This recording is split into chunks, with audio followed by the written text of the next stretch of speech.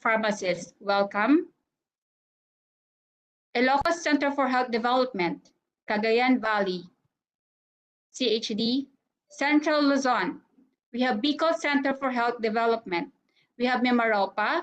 We have Western Visayas, Eastern Visayas, Central Visayas, and Zamboanga Peninsula. We have Davao Region. We have Regional Office Region 7. And then we have Center for Health Development Northern Mindanao. We have CHD from CAR, from BARM, and from Center for Health Development Caraga. Then the following DOH accredited hospitals and private hospitals, thank you for joining. We have from Cagayan Valley Medical Center, Camp Navarro General Hospital, Chinese General Hospital and Medical Center, from Cotabato Regional and Medical Center, General Emilio Aguinaldo Memorial Hospital, Luis Hora Memorial Regional Hospital, James L. Gordon Memorial Hospital, Jose Bilingad Memorial General Hospital. We have Philippine General Hospital, Philippine Children's Medical Center, Floridel Infirmary or Bulacan Medical Center, Rafael Lizatin Memorial Medical Center, Sultan Kudarat Provincial Hospital, United Shalom Hospital, and Zamboanga City Medical Center. And then the following educational institution, thank you for joining. Boy Scouts of the Philippines, DepEd or Medical Section, Immaculada Concepcion College, University of Caloocan, University of the Philippines, Open University, UP Manila, and UP PGH. Thank you for the following drugstores who also logged in. Abidrag, Catanyag Pharmacy and General Merchandise, Daniela Pharmacy, DM Course Pharmacy, Drug Central Pharmacy and General Merchandise, Pharmacia ni Doc, IE Medica Incorporated, International SOS, Interfield Laboratories Inc., Mergon Pharma Distributor, Novatech International, One Belshire Corporation, Philippine Insight Asia Inc., Philwide Direct Marketing, The Generics Pharmacy, Volumed Generics Pharmacy, and Xyrus Pharmacy. We are the following Secretariat from the Policy Planning Development and Research Unit, headed by, once again, Ms. Johanna B. Malyari, our Pharmacist 4, followed by Mr. Adel Azuelo, our Senior Health Program Officer. Next would be Mr. George Berano Jr., our Information Officer 3. Mr. John Michael Roque, our Information System Analyst 2. We have Ms. April Rose B. Macandog, our Pharmacist 2. Ms. Catherine Balboa, our Pharmacist 2. We have Ms. Michelle Balbontin, Pharmacist 2. We have Mr. Lorenzo Javier, Pharmacist 2, followed by Pierre Escobar, our Health Program Officer 2, our Communication Specialist. And the last would be yours truly, Ms. Saim Francis Limyap as Administrative Officer 2. That would be all, and have a nice morning.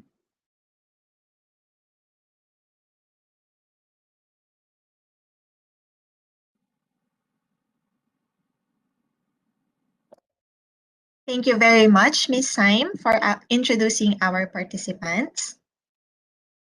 Now, we are very happy to have with us today to deliver the message of Secretary Francisco T. Duque III. We have with us Attorney Charade Mercado Grande, the Undersecretary of the Health Regulation Team of the Department of Health. Over to you, Undersecretary Grande. Good morning to everyone and to all who are present here today. Today, I am going to deliver the welcome remarks from the Secretary of Health. So with your kind indulgence, I'm going to read the welcome remarks from the Secretary of Health. The Philippine Generics Webinar Series. To our dear colleagues from the government agencies, partner agencies, from the private health sector, patient group supports, civil society organizations, fellow public health advocates, from the professional medical societies and academies, and to all participants, attendees to the very important virtual and a lively and vigorous morning to all. On behalf of the Department of Health, allow me to express my sincere gratitude to all of you for taking time to be with us today virtually amidst the challenges we encounter because of the ongoing COVID-19 pandemic. It has been 33 years since the Generic Act was passed into law, and in those 33 years, we have experienced challenges, but also gains and successes in our advocacy to promote the use of generic medicines and to push for its accessibility and availability of quality and low-cost generic medicines. Our advocacy continues even as we respond to the pandemic. The challenges that our country experienced in sourcing drugs, vaccines, and other essential supplies to fight the war against COVID-19 have taught us the importance of resilient health systems and the need to capacitate our local pharmaceutical and medical supply industry to produce vital supplies and weapons to respond to the ongoing pandemic and other future health emergencies and threats. With this, the theme for this year's Generic Awareness Month celebration is Paigtingin ang supply, generics gawing Abot-kamay.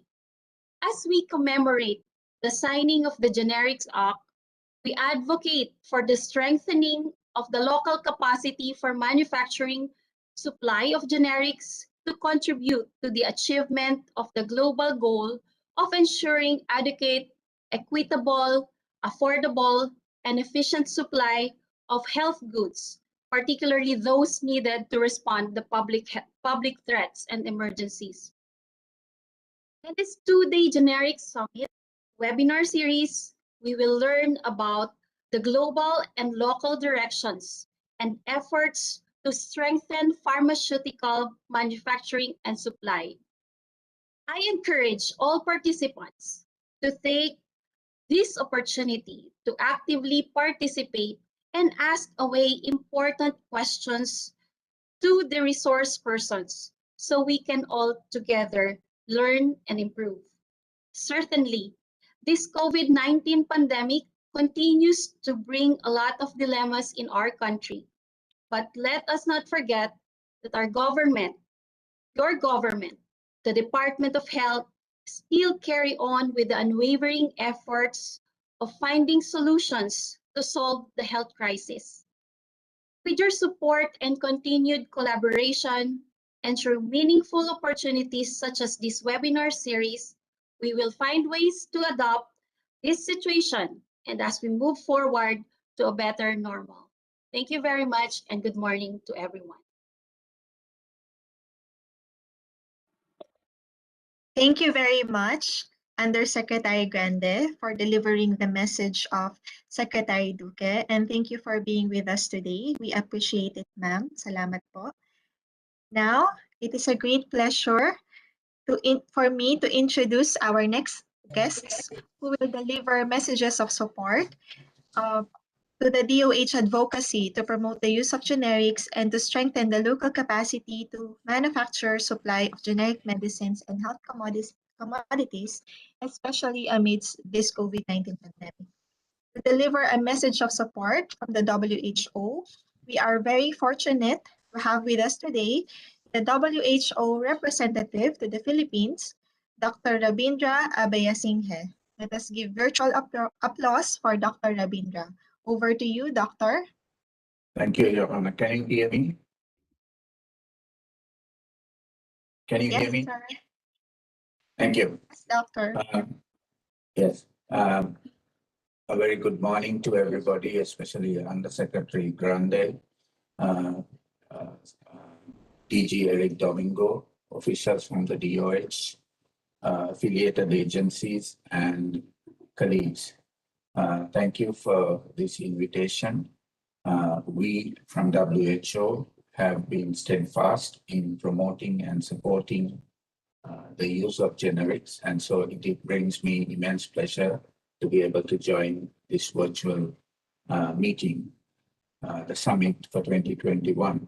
And the theme on strengthening supply chains for better access to generics medicines is very much aligned to WHO's efforts in ensuring universal health care for everybody. So access to essential medicines is a part of the right to health, and it remains elusive for millions of people around the world. Essential medicines can save lives, reduce suffering, and improve health. But to do so, they must be available and affordable, of good quality, and be used properly. Two of the most important barriers to access to medicines are affordability and availability. And through the years, promoting generic medicines has been an important strategy to improve medicine access, both for governments and individuals. The COVID-19 global pandemic has been posing a tremendous challenge to healthcare systems and infrastructures across the globe, including the generic drug supply chains. A surge in the demand for generics created a strain on the supply chain. During this time, we have also seen several supply chains that proved resilient, while some supply of life-saving medicines continue to be unstable. Sustainability strategies should be considered to maintain long-term access to cost-effective essential medicines for national governments and their people. In this respect, the theme of today's Generic Summit and the efforts of the DAOH are applauded. As demonstrated by the pandemic, constructive dialogue and collaboration between industry and the government is crucial to tackle the root cause of generics medicine shortages, ensuring sustainable healthcare policies, and optimizing the regulatory system. Both the industry and the government have a shared responsibility to improve access to medicines for all Filipinos. Let us all work together to encourage confidence in generic medicines and that they are of assured quality, safety, and efficacy. Let us all create a reasonably robust market supply of generic medicines, make competition sufficient, and invest in developing local capacity for manufacturing and for logistics management. Let us ensure a national stockpile and promote rational use through pro-generic medicine legislations, policies, and regulatory changes. The World Health Organization does not only support generic products, but we also aggressively promote them. May this celebration of the Generics Month remind all stakeholders not to falter despite the challenges of the COVID-19 pandemic. Let us continue to strengthen generic medicine policies and their implementation so they can bring about the maximum benefits to patients and our healthcare system and make affordable quality healthcare accessible and available to everyone and Juana. Maraming salamat. Thank you very much for this opportunity. Thank you very much, Dr. Rabi, for your message. We thank the WHO for your unwavering support to the DOH in advocating the rational use and ensuring sufficient supply of generic medicines. Thank you, Doctor. Next, we are happy to have with us today the Secretary of the Department of Trade and Industry, Secretary Ramon M. Lopez. He will also give a message of support. Let us hear his message.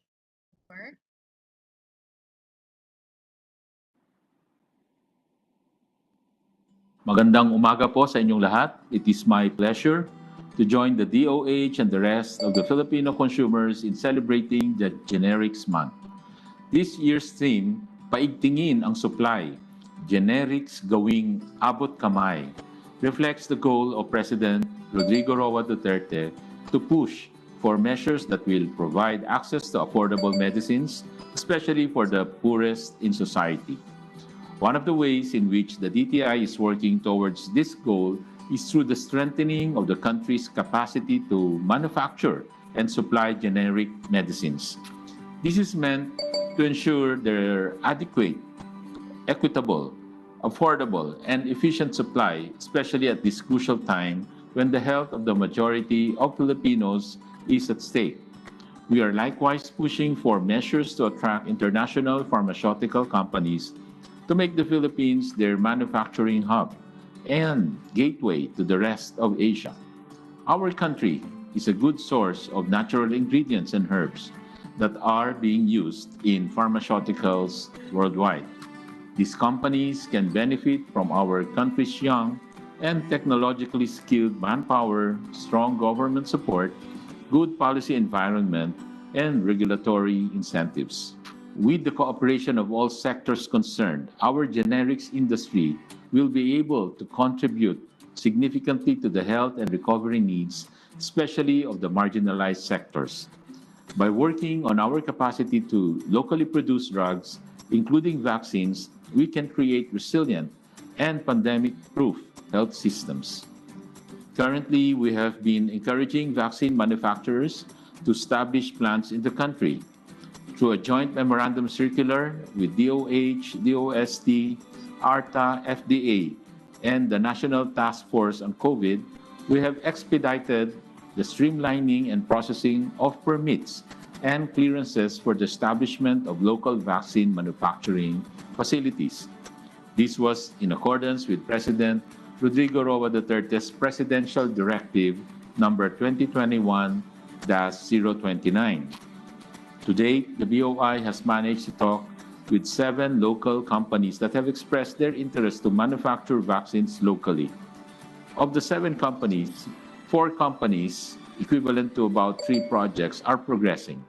Most of these companies are currently in discussions or negotiations with potential foreign manufacturers and technology providers from India, Korea, China, Taiwan, and possibly from the United States and Australia. For instance, Grovax Biotech has partnered with a Korean vaccine manufacturer to produce the U-CoreVac 19 vaccines in the Philippines. If conditions permit, fill and finish vaccine manufacturing operations may start as early as the second or third quarter of 2022. In the longer term, Philippine government is also planning to establish a full-scale vaccine manufacturing facility. This is critical in giving the country a sense of security and self-sufficiency to address current and future health emergencies and pandemics. Undersecretary Perry Rodolfo of DTI will be sharing more about this later, particularly about our incentive mechanisms for local manufacturing and production of vaccines and other pharmaceutical products. As we continue to push for local manufacturing of vaccines, we also encourage our fellow citizens to get vaccinated. This will not only help protect us and our families from COVID-19, but also help sustain jobs for our local producers and manufacturers once production begins. Together, let's work and do our part in achieving our target of at least 70% vaccination rate for a healthier and safer, better normal. And of course, it will allow us to reopen more our economy. Maraming salamat po and more power to the generics industry. Mabuhay po kayo.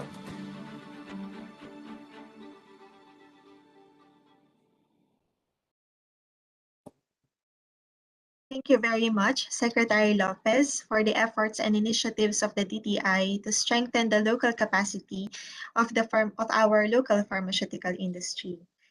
So last, but definitely not the least, to give a message of support is the chairman of the Medicines Transparency Alliance Philippines and eHealth Corps International Incorporated. Let us all welcome Mr. Roberto M. Pagdanganan.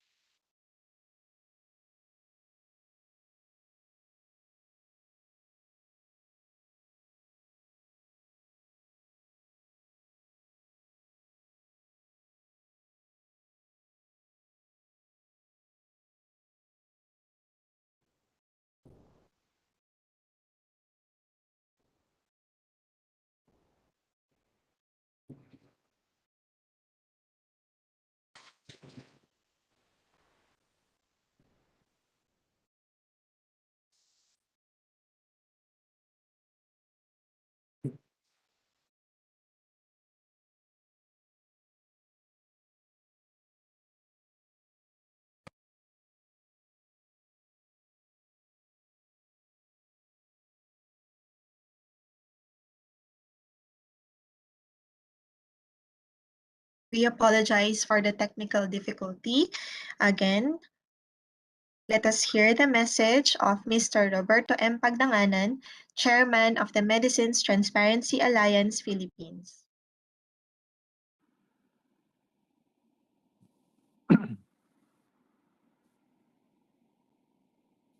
Thank you very much.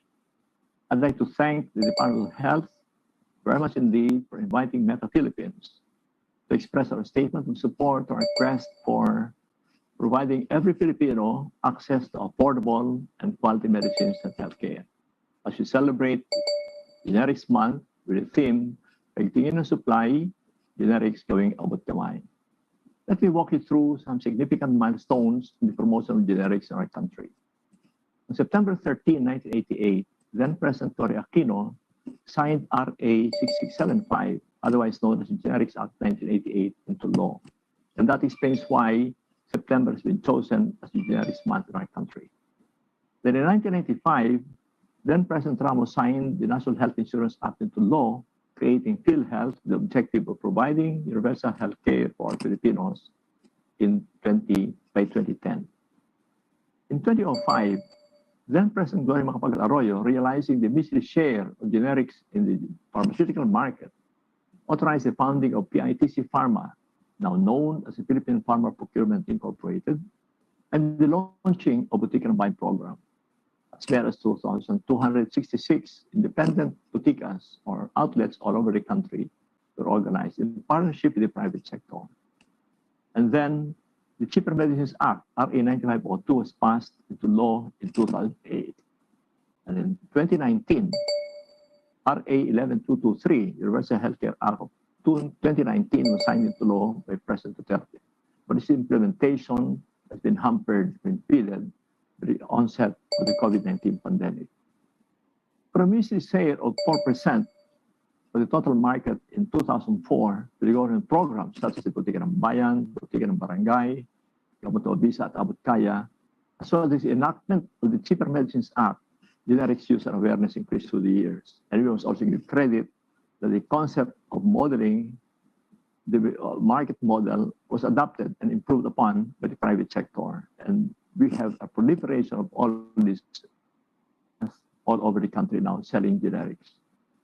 In 2019, Fitch Solutions estimated that the total market in the Philippines for generic drugs amounted to 82.3 billion, representing 63% of prescription sales and 46% of the total market.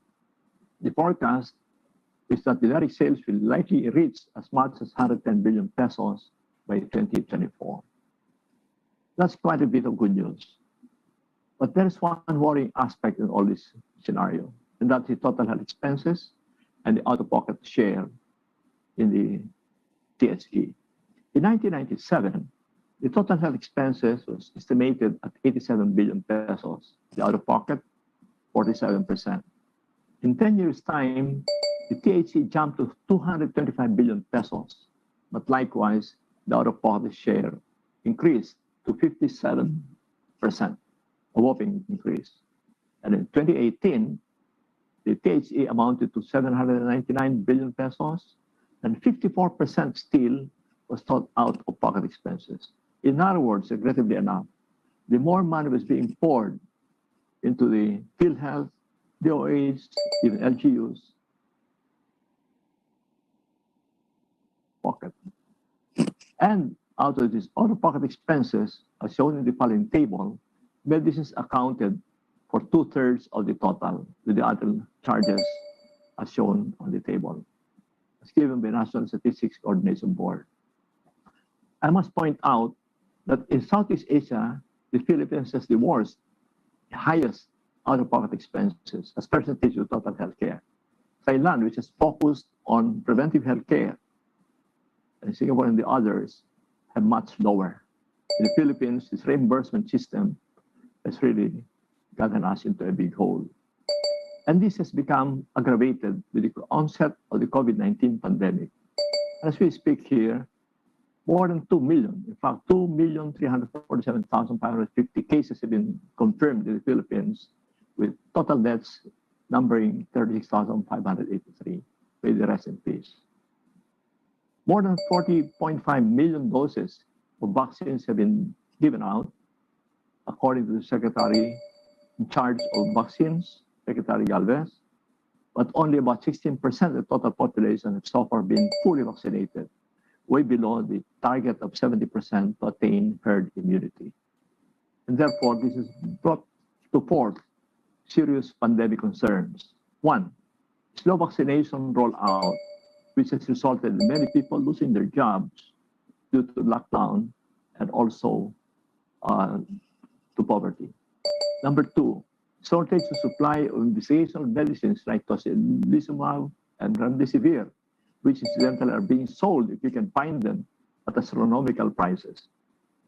Inadequate treatment of patients with tuberculosis, numbering about 1.5 million, 6 to 7 million diabetics, 10 to 12 million hypertension and other ailments, 300,000 cancer people, because they're afraid to go to the hospitals, and the hospitals are full in the first place.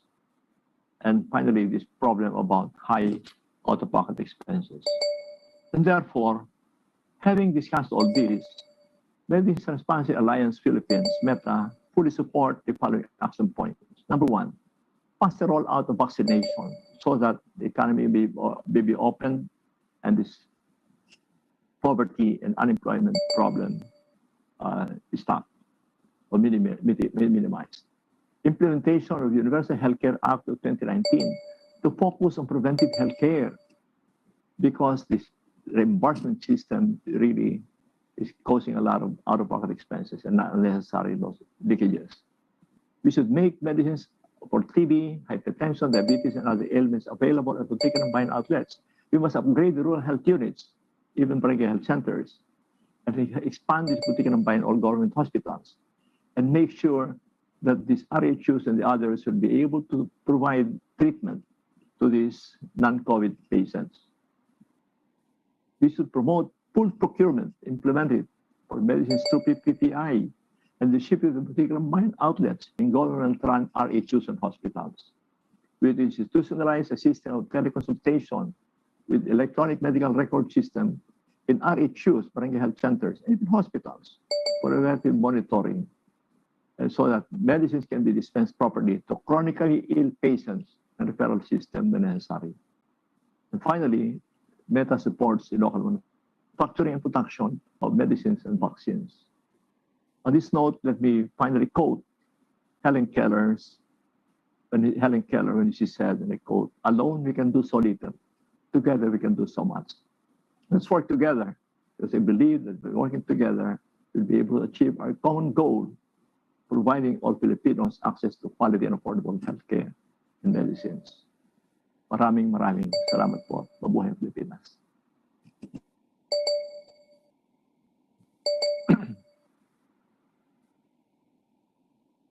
Thank you very much, Mr. Robert Pagdanganan, for that message.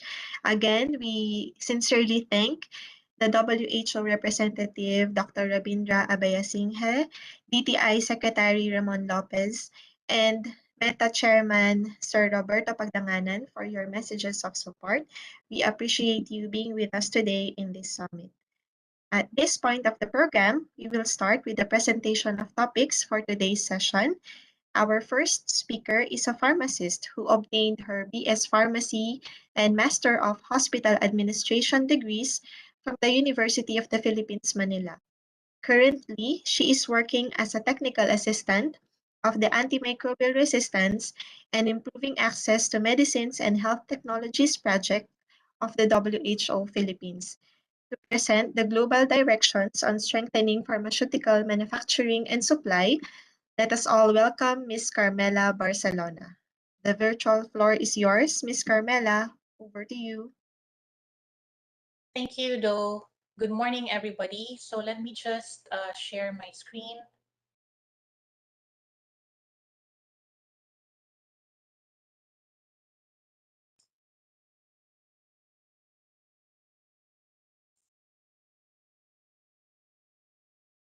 May I have a sound check and screen check, please?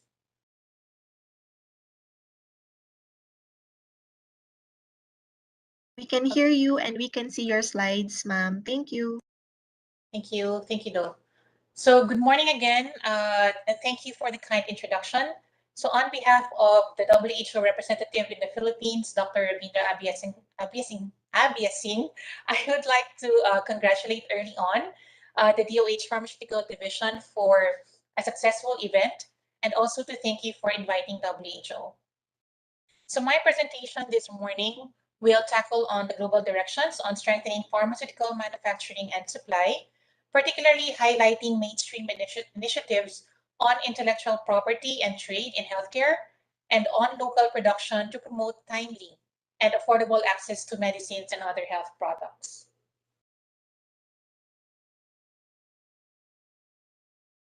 So in the context of healthcare, the concept of intellectual property and trade relates to topics such as the use of generic medicines, specifically how companies can market and sell these products within specific geographic regions. Intellectual property rights and the laws that govern them are important both to the control of standards and access to medicines, but also as an incentive for the development of new pharmaceuticals and healthcare products. So following the adoption of the TRIPS agreement, the 49th World Health Assembly in May 1996 adopted the first mandate of the WHO to work on the interface between public health and intellectual property.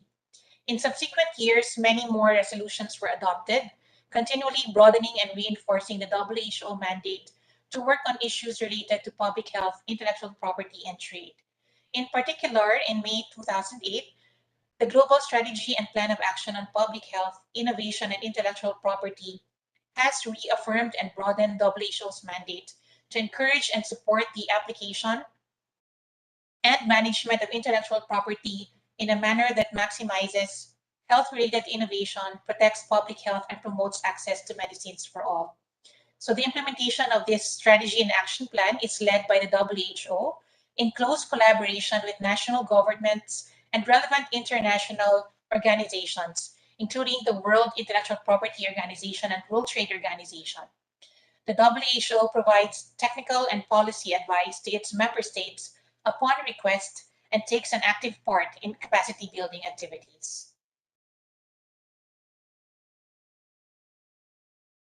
So the elements of the Global Strategy and Plan of Action on Public Health, Innovation, and Intellectual Property, which are designed to promote innovation, build capacity, improve access, and mobilize resources, will provide an assessment of the public health needs of developing countries with respect to diseases that disproportionately affect developing countries, and also identify their research and development priorities at the national, regional, and international levels.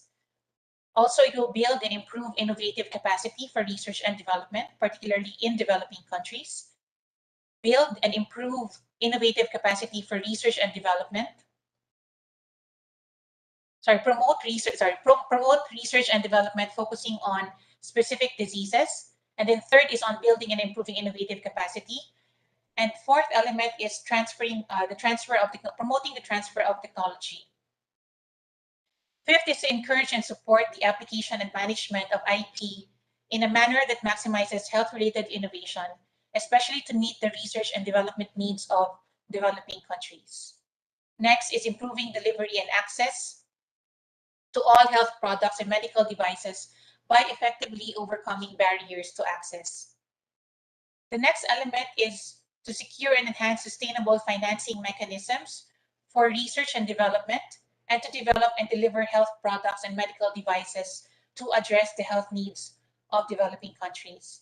And lastly, develop mechanisms to monitor and evaluate the implementation of the strategy and plan of action, including reporting systems. So given that partnership is crucial for an effective international response to the ever-evolving challenges facing public health, the trilateral cooperation among the WHO, the World Intellectual Property Organization, and the World Trade Organization secretariats have intensified interagency collaboration on matters related to public health, intellectual property, and trade. Within their respective mandates and budgets, common activities are planned and carried out jointly to ensure that data, experiences, and other information are exchanged, and to ensure that the best use is made of the available resources, including for the provision of technical and policy support requested by members, joint publications, and mutual participation in training programs. And one of the recent publication is the one on the screen, the Promoting Access to Medical Technologies and Innovation, second edition, Intersections Between Public Health, Intellectual Property, and Trade. So the publication provides updated data on health, innovation trends in the pharma sector, and trade and tariffs relating to medical products. It also includes an updated overview of access to medical technologies globally and key provisions in regional trade agreements. And it also takes account of developments in intellectual property legislation and jurisprudence. And among the new topics are antimicrobial resistance and also cutting-edge health technologies. So in June 2021, there was a joint statement that was issued by the Trilateral Cooperation on intensified cooperation in support of access to medical technologies worldwide to tackle the COVID-19 pandemic.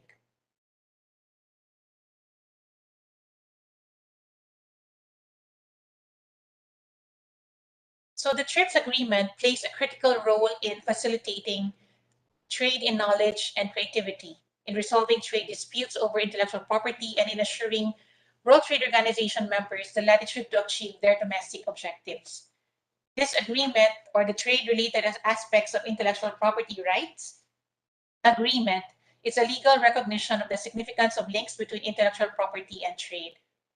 So new negotiations of the TRIPS agreement were launched at the Doha Ministerial Conference in November 2001, and this is the Doha Declaration on TRIPS Agreement and Public Health, which aims to promote access to existing medicines as well as the creation of new medicines.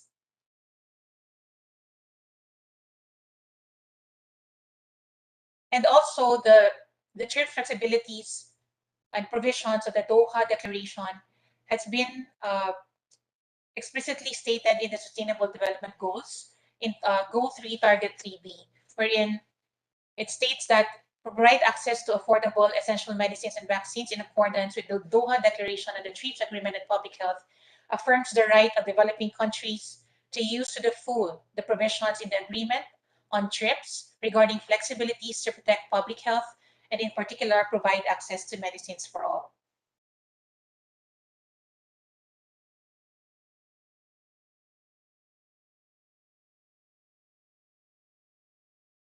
So the agreement has, or part of the flexibilities is the compulsory license. And this allows, it is issued by a government authority or a court to make certain use of a patented invention without the consent of the patent holder. And the original provision for compulsory licensing is restricted for domestic use. And there were negotiations from the different members of the WTO to expand compulsory licensing for export of medicines, particularly for least developed countries and those countries with no manufacturing capacity. So the products may be produced and exported to that specific country. So also under this provision, the countries are free to determine the grounds for granting compulsory licenses and to determine what constitutes a national emergency. Parallel importation is also one of the flexibilities. And this is, when you say parallel imports, these are products that are marketed by the patent owner or with the patent's owner permission in one country and is imported into another country without the approval of the patent owner. So this makes use of the principle of exhaustion, wherein once a company has sold a batch of its product, its patent rights are exhausted on that batch, and it no longer has any rights over what happens to that batch. So there are different types of exhaustion. It could be in the international level, regional, and also national level. Again, this is depending on the national laws. Another TRIPS flexibility is technology transfer, and this states that the protection and enforcement of intellectual property rights should contribute to the promotion of technological innovation and to the transfer and dissemination of technology, to the mutual advantage of producers and users of technological knowledge, and in a manner conducive to social and economic welfare, and to a balance of rights and obligations. Also, there is a reporting and monitoring mechanism for developed countries in providing incentives for their companies to promote transfer of technology to least developed countries. To promote equitable, timely, and affordable access to COVID-19 health products and technologies, the WHO launched the COVID-19 Technology Access Pool, or the CTAP, which is a voluntary pooling and licensing of patents for COVID-19 technologies and products, and aims to accelerate product development and availability by mobilizing additional manufacturing capacity and also removing barriers to access. So one of its initiatives is the Medicines Patent Pool, which has long been existent. And as part of this, the CTAP, the MEP temporarily expanded its mandate to also accommodate COVID-19 technologies, including vaccines and diagnostics. And there's also a proposal for a TRIPS waiver from India and South Africa to the World Trade Organization for a temporary waiver of intellectual property rights protection for technologies needed to prevent, contain, or treat COVID-19 until widespread vaccination is in place globally and the majority of the world's population has developed immunity. So this is an ongoing discussion among the members. So just to highlight a few of these TRIPS flexibilities, how it is connected or aligned with a global strategy and plan of action for public health, intellectual property, and also innovation. So for the element 2 was on promoting research and development. So the TRIPS flexibilities, there is a TRIPS flexibility called the research exception, and this is usually applied to improve or to advance science and technology. So countries allow researchers to use a patented invention for research in order to understand the invention more fully. And as I mentioned in the previous slide, the transfer of technology through voluntary patent pools. So example, the CTAP and also the medicines patent pool. And on improving access and delivery, there is a TRIPS flexibility called regulatory review exception. So this is actually similar to research exception, except that this is the regulatory review exception this is where countries allow manufacturers of generic drugs to use the patented invention to obtain marketing approval, example from public health authorities such as the NRA, without the patent owner's permission and before the patent protection expires. And then the generic producers can then market their versions as soon as the patent expires.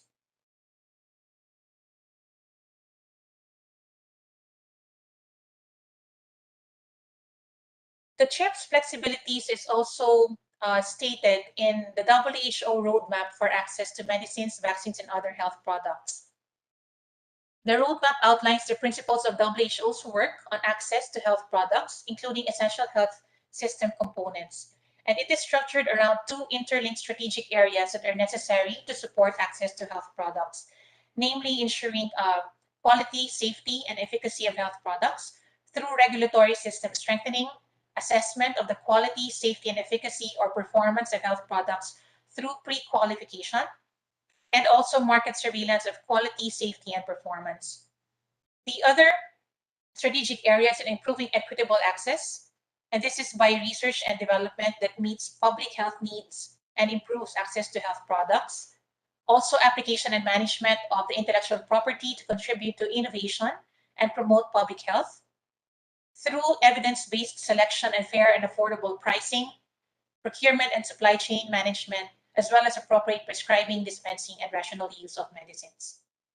So the specific deliverables that are aligned with the TRIPS flexibilities are these 2.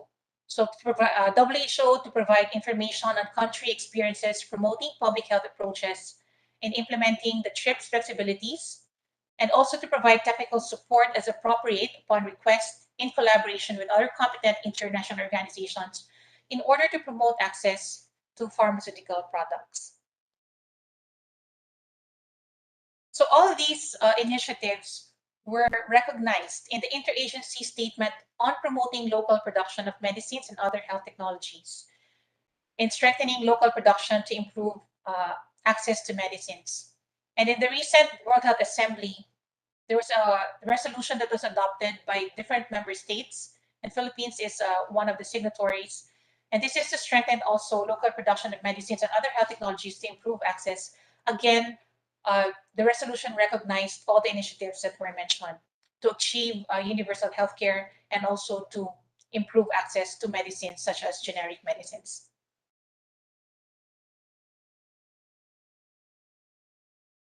So part of the global strategy and plan of action for the public health innovation and intellectual property is this framework for local production and access to essential medical products. And this is a framework for improving public health. Now, there are 4 parts of this framework: the industrial policy, health policy, shared goals of industrial and health policies for local production for improvement in access to medical products, and government support of local production. It highlights that policy coherence associated with local production is crucial to achieving sustainable public health and industrial development benefits. The framework diagram depicted outlines the main relevant factors from both an industrial policy and a public health policy perspective. So the framework shows also that there are shared goals between these two perspectives and that the objectives of industrial policy can also help to meet those of public health. And of course, the government's role is to provide a range of direct and indirect support, including financial incentives, and to help ensure coherence across the entire policy. So just to break down the parts and for you to see clearly. So for industrial policy, the main objective is to develop a viable local industry that is competitive, meaning offering better prices, reliable, complies with quality standards, ensures steady supply, innovative, aiming for technological change and invests in research and development, productive, meaning contributing to national economy through employment generation, human resource development, and supporting associated industries and suppliers, and also a responsible industry showing corporate responsibility towards social conditions and environment, and lastly, being strategic, balancing current and future demands. The health policy perspective is to promote health for all through universal health coverage in terms of prevention, treatment, and rehabilitation. So the key factors are for universal access to medical products through public sector supply system and or social protection programs. Also availability of essential medicines and diagnostics in appropriate formulation suitable for local use. Affordability, so affordable prices for government procurement agencies and for out-of-pocket expenditures by the population. Quality assurance through effective regulation, uninterrupted supply of essential medical products, and rational selection and use by health managers and clinicians. So the shared goals of both policy perspectives for the improvement in access to medical products are the following: strategic selection of essential medical products for local production, pricing of locally produced products that governments and people can afford, strict compliance with quality standards by manufacturers and effective national regulatory authorities, health security, meaning there is uninterrupted supply of essential medicines, and also innovation for development of products that are more suitable for local conditions. And to achieve the shared goals of both the industry and also health sectors, there is a need for government support of local production, either directly or indirectly. And examples of direct support to reduce the cost of manufacture will be through grants, subsidies, soft loans, provision of land and tax and duty, among others, and depending again on the national laws and legislation. Indirect support of local production for improving access includes investing in strengthening the regulation of national medical products, also developing the national priority list, or that is the national formulary, improving financing of health services for expanding the domestic market, facilitating access to foreign markets, facilitating the development of regional pooled procurement mechanisms, encouraging regulatory harmonization, introducing appropriate pricing policies, facilitating relevant transfer of technology, supporting incremental innovation and production, developing appropriate intellectual property regimes, and also developing appropriate investment policies and facilitating joint ventures, and lastly, also facilitating international cooperation for local production. So that ends my slide. Thank you very much for your kind attention.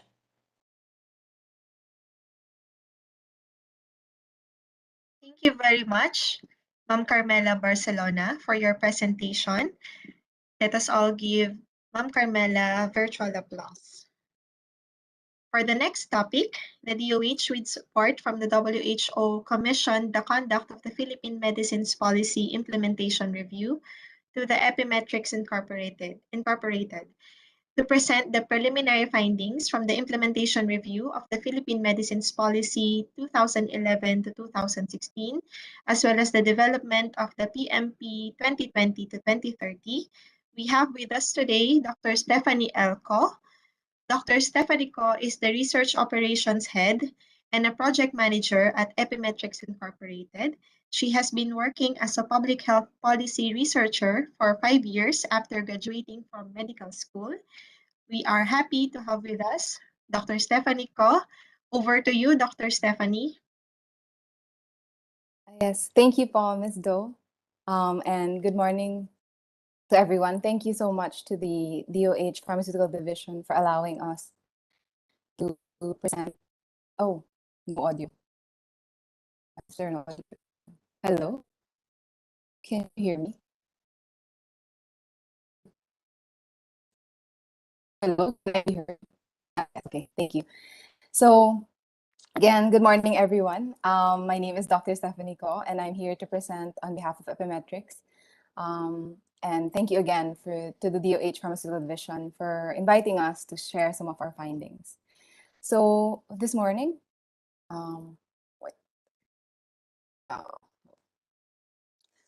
so just a short study background. So actually, we're going to present the findings from phase 1 of our study, which is on the implementation review, and this will eventually feed into phase 2, which is for us to draft the PMP 2020 to 2030. And part of that will also be to create a DOH FDA joint roadmap and a financing framework, all as part of the PMP 2020 to 2030. So for our objectives for this review, it's threefold. One is to perform a rapid implementation review of the PMP's performance from 2011 to 2016, consolidate stakeholder perceptions, and identify gaps and considerations for the new PMP. For the methods, it was a mixed method study, wherein we did 3 different methods: a survey, FGD, or KIIs, and a document review.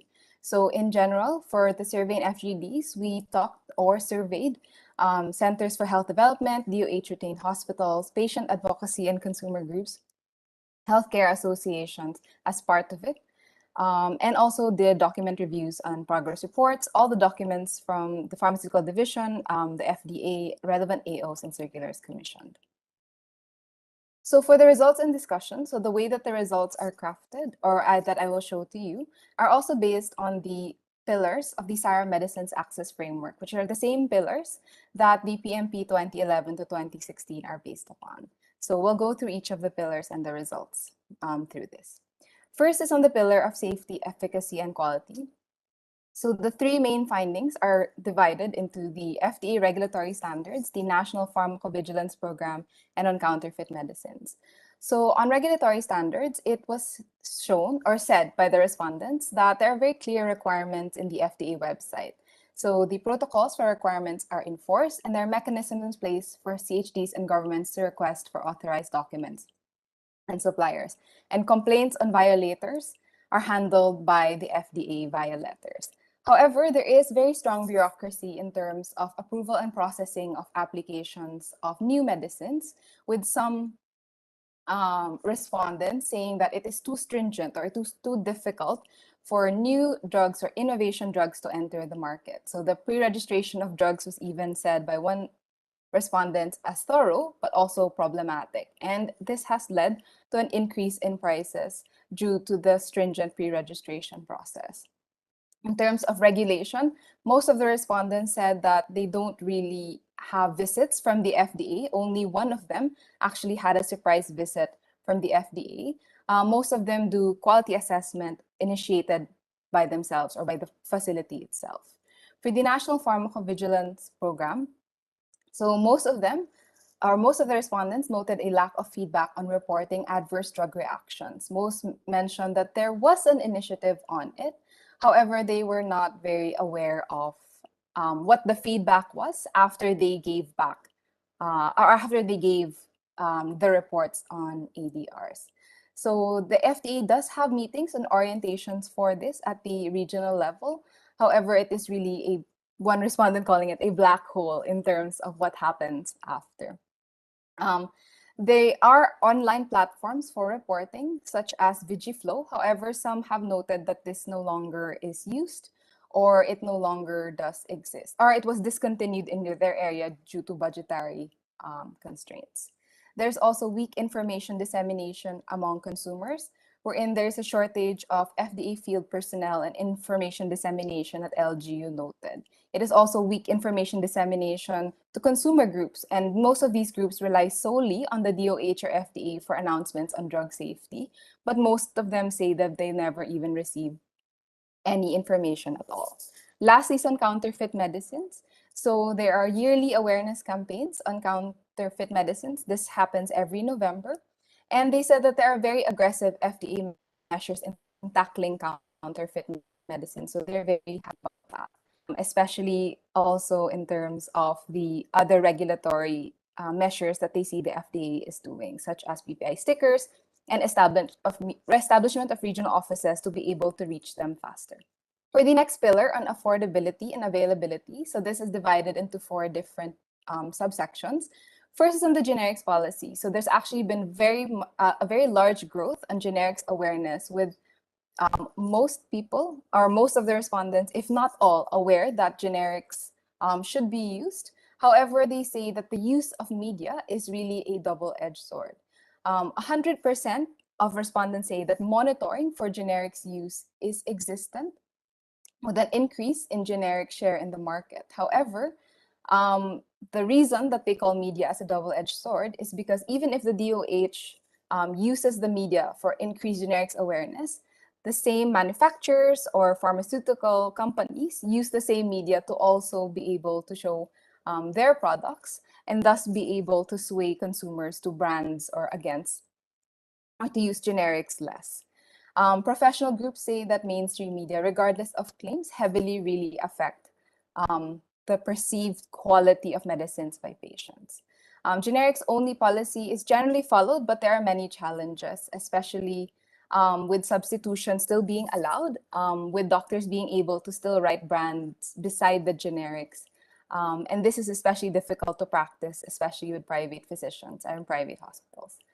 For sustainable pricing and basic entitlements, so most really complain about or mention that they feel that the DPRI is the pricing in DPRI is outdated, with DOH and CHDs, DH hospitals and CHDs observing a wide range of prices. They also mentioned that there's a high markup of prices in retail sectors, and this was really seen as well in the 2016 PD Progress Report, wherein the cutoff in retail was well above the minimum retail threshold that is allowable. They also mentioned that there are delayed memorandums on SRP. So the difficulty that they mentioned with the delayed memorandums is that they don't have time to adjust their pricing. And this is how they also say why they cannot offer lower pricing. Last is on poor communication leading to stock outs. So the difficulty here is that even with requests being made, that there are still many times that stock outs happen in different CHDs or in different DOH hospitals, or all of a sudden there is a stop of the program or a stop of giving the drugs, and they were not even aware that these programs are stopped. And these are not just for certain medications like cancer medications, but also for essential drugs used in hypertension, diabetes, and the like. For reliable supply and distribution system, so there is poor awareness of the DOH information communications technology infrastructures, or on the simplified suppliers registration system. They do, however, note that there was an amendment on the DPRI in 2016, which they said helped mitigate failed bids. The only problem is that they feel that the DPRI still does not include costs for pharmacy services, preparation and storage fees, and other reasonable pharmacy markups, causing for still occasional failure in bidding. Last is on supply chain management issues. So they feel, or they have noted experiences in a lack of proper distribution system and facilities, such as not enough warehouse space to be able to store drugs properly. Last is on patented traditional alternative medicine. So there's inconsistent information dissemination on the government, especially for traditional medicines and for medicines for vulnerable population, and a perceived lack of support for local manufacturers to stay in the market. So many of them note that the return on investment seem very low. So most instead switch to manufacturing health supplements rather than on pharmaceuticals. For the third pillar on rational drug use, so there are three different subsections. First is on the NSTG and PNF. So most actually are not aware of the NSTG and only really pointed to the Philippine National Formulary. They said that there is still a very strong preference of medicines outside the PNF, especially with doctors who want to prescribe it, even if the claims will be denied because they are outside the PNF. So this was pointed out due also to the very slow update of the PNF. And there's a very strong sense among respondents that this is outdated. For rational prescribing, dispensing, and use of medicines, so they feel that guidelines on this are adequately distributed. All participant groups, even patient groups, receive some sort of communication material from them. However, very few believe that they are actually regularly updated, including training on rational drug use.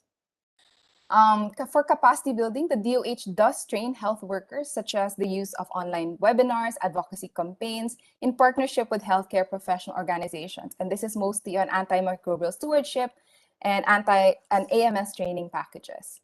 For monitoring compliance of RDU, less than half of the respondents were aware of any system that monitors compliance to generic prescribing, and it is very difficult really to be able to do this.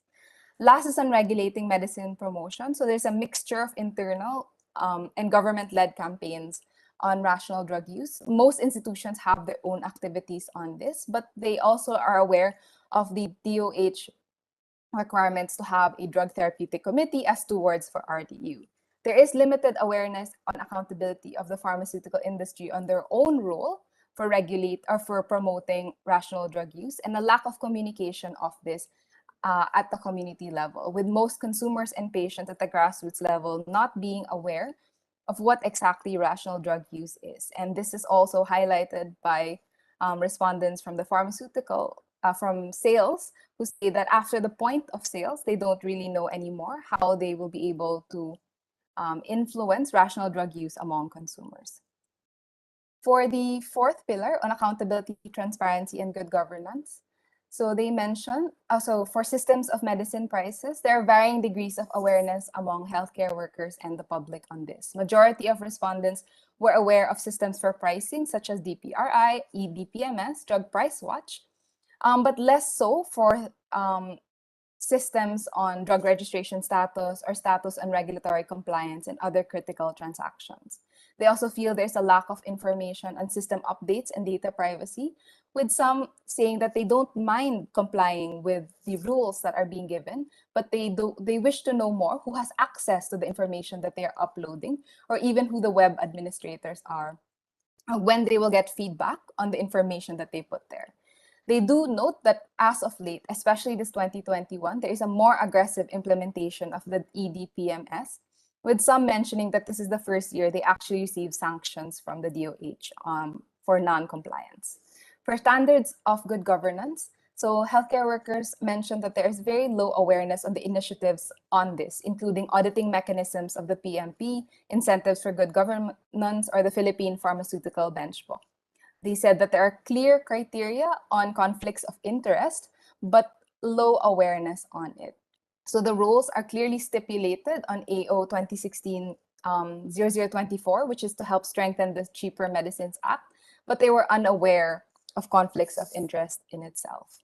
And they recognize the value of drug therapeutic committees and establishment of pharmacy and therapeutic committees, especially when it comes to the LGU level as part of helping with good governance. Lastly is an efficient, transparent, and accountable process. They said there's a mixed awareness in terms of the initiatives on the DOH on this. They said that they are aware of the regulations, licensing, and enforcement division, but not sure on what other strategies there are for shortening time frame of accreditation. There's also a perceived lack of support from manufacturers and drugstores, wherein they feel that in terms of price regulation, they see the need for it, but they feel that the responsibility of lowering prices falls on their shoulders, or falls more on their shoulders rather than on the government, or there wasn't much partnership there. Last is there is room for opportunities for stakeholder participation. Most of the respondents know that they do have a role and know that they should have a role in terms of stakeholder participation, with patient groups and support groups aware that they should be included on it, but they're unaware of the process in determining price or auditing of current drug pricing systems. They wish for more frequent meetings or even to receive feedback in a more timely manner when it comes to this. The last pillar is on health system support. So there's 4 different pillars. So for human resource, there is lack of awareness or not much awareness on what the PMP actually is, or on the medicine policy itself. Whenever we mention it in a FGD, they don't actually know the term, but most know of the pillars or parts of the pillar. And they are not aware of the importance and its goals. So because of this, they have no staff dedicated to the implementation or capacity building for it. For information systems, most information are available, except for in terms of registration, procurement, and patents. And of course, again, concerns on the DPRI, especially on the lowness of it or on updating it. Third is on strengthening FDA communication. So there's poor reporting and lack of information dissemination, or a perceived lack of communication and information dissemination. And there are also concerns on lack of interoperability of systems from the national depot to local warehouses to LGUs. The last is a lack of ICT, and internet issues when using online systems were very common. For local government support, they said that there are existing consumption trackers via the PMIS, and there are packages, but intermittent availability and little guidance on sustainability for LGUs when it comes to this. And that there is an expansion of capacity building, wherein now it reaches LGU healthcare workers and are no longer limited to just those from the central office. For the last subsection, there's very limited awareness on public-private partnerships and multi-stakeholder collaboration, and they are very unaware of technology transfer initiatives, but are aware of price reduction. So the last few slides will just go into recommendations. So we've divided it into policy, action, and research. So for policy, it goes 5-fold. For safety, efficacy, and quality, so there could be an establishment or an updating of guidelines on data collection systems, such as utilizing VigiFlow, as mentioned earlier, and an increased transparency and evidence-based indicators, such as post-marketing, monitoring and evaluation of drugs, and risk communication and minimization strategies using online platforms and consultations. For ensuring adequate supply, there could be policies to help strengthen local manufacturers to encourage them to stay in the market and uphold the Cheaper Medicines Act, and also doing a variety of procurement strategies to help ensure adequate supply and to reduce stock outs, such as bulk buying, transparent biddings, penalty impositions, and pooled procurement. For rational drug use, there could be an increase in educational campaigns, especially going back into academic institutions, healthcare professionals, DOH hospitals, and local drug retailers, as well as going down to the community level and really campaigning to community members for them to be aware themselves of rational drug use. For monitoring and evaluation, this is supposed to be accountability and transparency, to create performance-based mandates for supply chain processes and management, and to have policy coordination committees and TWG-created provisions implemented at local levels. And last is for indicators to be made by committees.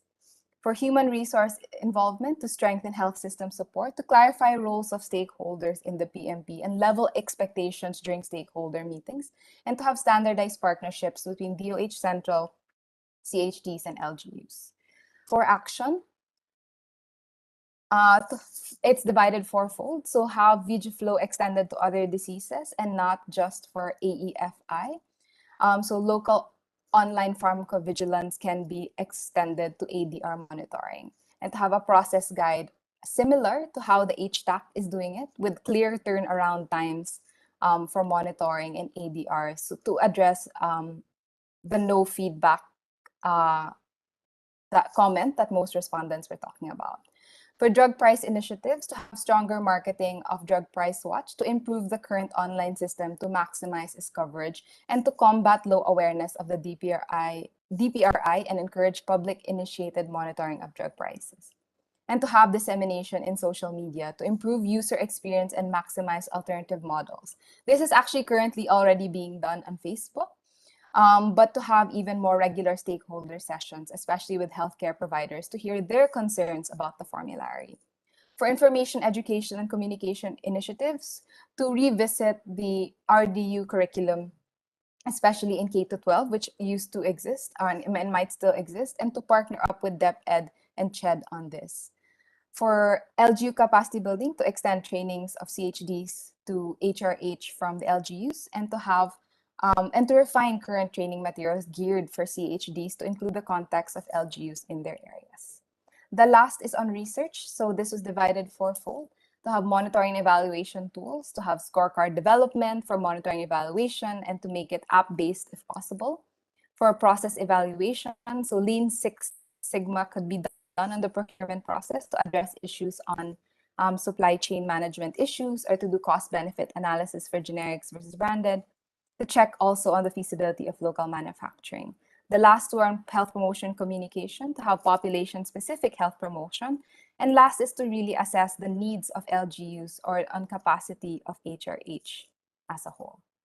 Thank you very much for your time.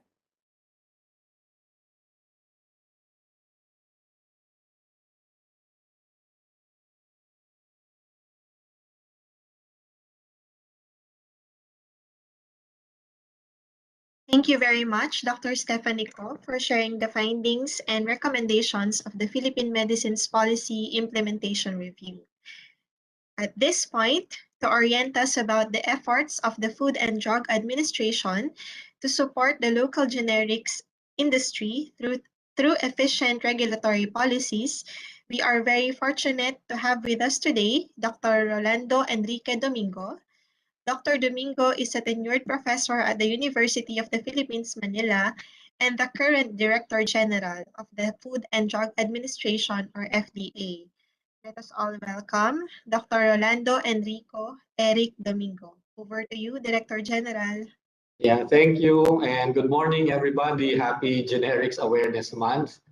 I'm very happy that we've been getting feedback, and we appreciate the letters and notes from our partners, appreciating some of the efforts of the FDA.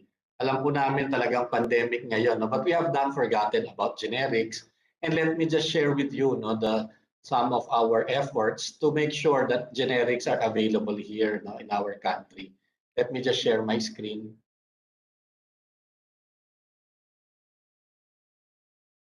Yeah. So I'm old enough to have been a patient before generics were available in the country, but also young enough to have been educated under the Generics Act. So nakita ko yung both sides, and I've seen how much things have changed in the past decades. However, there's still a lot more things to do, and we continue to try to make sure that the regulatory function of FDA is attuned to the needs of the people, and we make sure that we deliver on our mandate. Now, let me just give you an overview of the presentation. But first of all, for those who are, I know we have so many people attending the seminar today, just want to give an overview of the FDA and what we do, the regulatory framework of the FDA, particularly when it comes to generics. and the support that we give to the local generic drug industry, how we make it easier for everybody, and how we hope to make it easier even in the future, especially with the current needs of the population. Now, the FDA, of course, is the National Health Regulatory Agency. No? We are mandated to make sure that the products out there, whether they be food, drugs, medical devices, or even household urban hazardous substances, they should be safe, they should have proven efficacy, quality, and of proven purity before they even go out there into the market and are available to the public. The FDA was established by Republic Act 3720 and amended, no? And then, of course, what we're really working on now is the Republic Act 9711, or the Food and Drug Administration Act. Now, this is our vision, really, is to be an internationally recognized center of excellence in health product regulation by 2026. And we have several partners working with us in this, including WHO, because we really want to strengthen our regulatory mechanisms and, of course, improve our status, not only in the national, but in the global community. And our mission, in the end, is really to guarantee the safety, quality, purity, and efficacy of health products that are available to the public, to make sure, of course, that we promote the rights to health of everybody.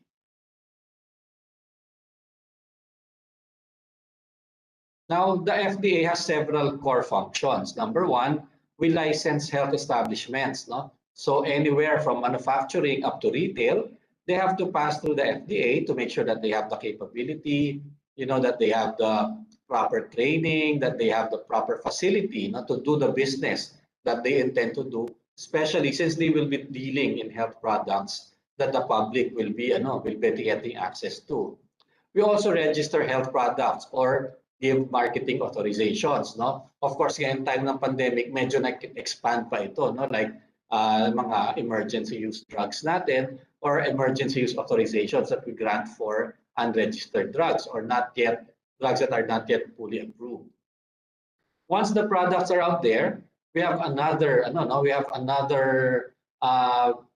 job, a big job, which is post-marketing surveillance. So I think si Steph kanina also touched on this. We have, for example, adverse events monitoring and reporting, and of course, checking. Hindi lang po yung mga adverse events, kundi looking for mga counterfeit drugs, mga poor quality drugs, or drugs being sold illicitly out there. So nanghuhuli din kami niyan, katulong natin ang police, ang NBI, and other regulatory and other mga enforcement units ng ating law enforcement units.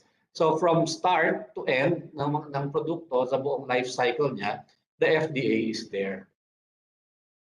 For licensing, so we approve licenses to operate from manufacturers, importers, traders, mga wholesalers, distributors, including yung mga pag-sponsor, for example, ng mga clinical trials here in the Philippines. Sa FDA din nagpapalicense yung mga clinical trial outfits, or clinical research organizations. So this one, application now, for the good news is the applications for LTOs for drug establishment, except yung manufacturer, is now done through our FDA portal, yung ating online. So napabilis, ito yung one of the things that I think we have taken advantage of during the pandemic. Napabilis yung automation ng ating mga processes, and most of our processes now go through our online portal para wala ng face-to-face na activities. Pero yung manufacturer yan, medyo sa ngayon, nagpapasubmit pa kami ng maraming requirements from manufacturers, and of course, we still have our inspections kasi medyo iba naman yung manufacturing. This is just a little more complicated than the other licenses that we issue. We also register health products. So, of course, classically, ang tinatawag natin yan is the CPR, the Certificate of Product Registration, or the Marketing Authorization. This is they go through the process of approval before engaging in the manufacture, the importation of the product, and the distribution of it.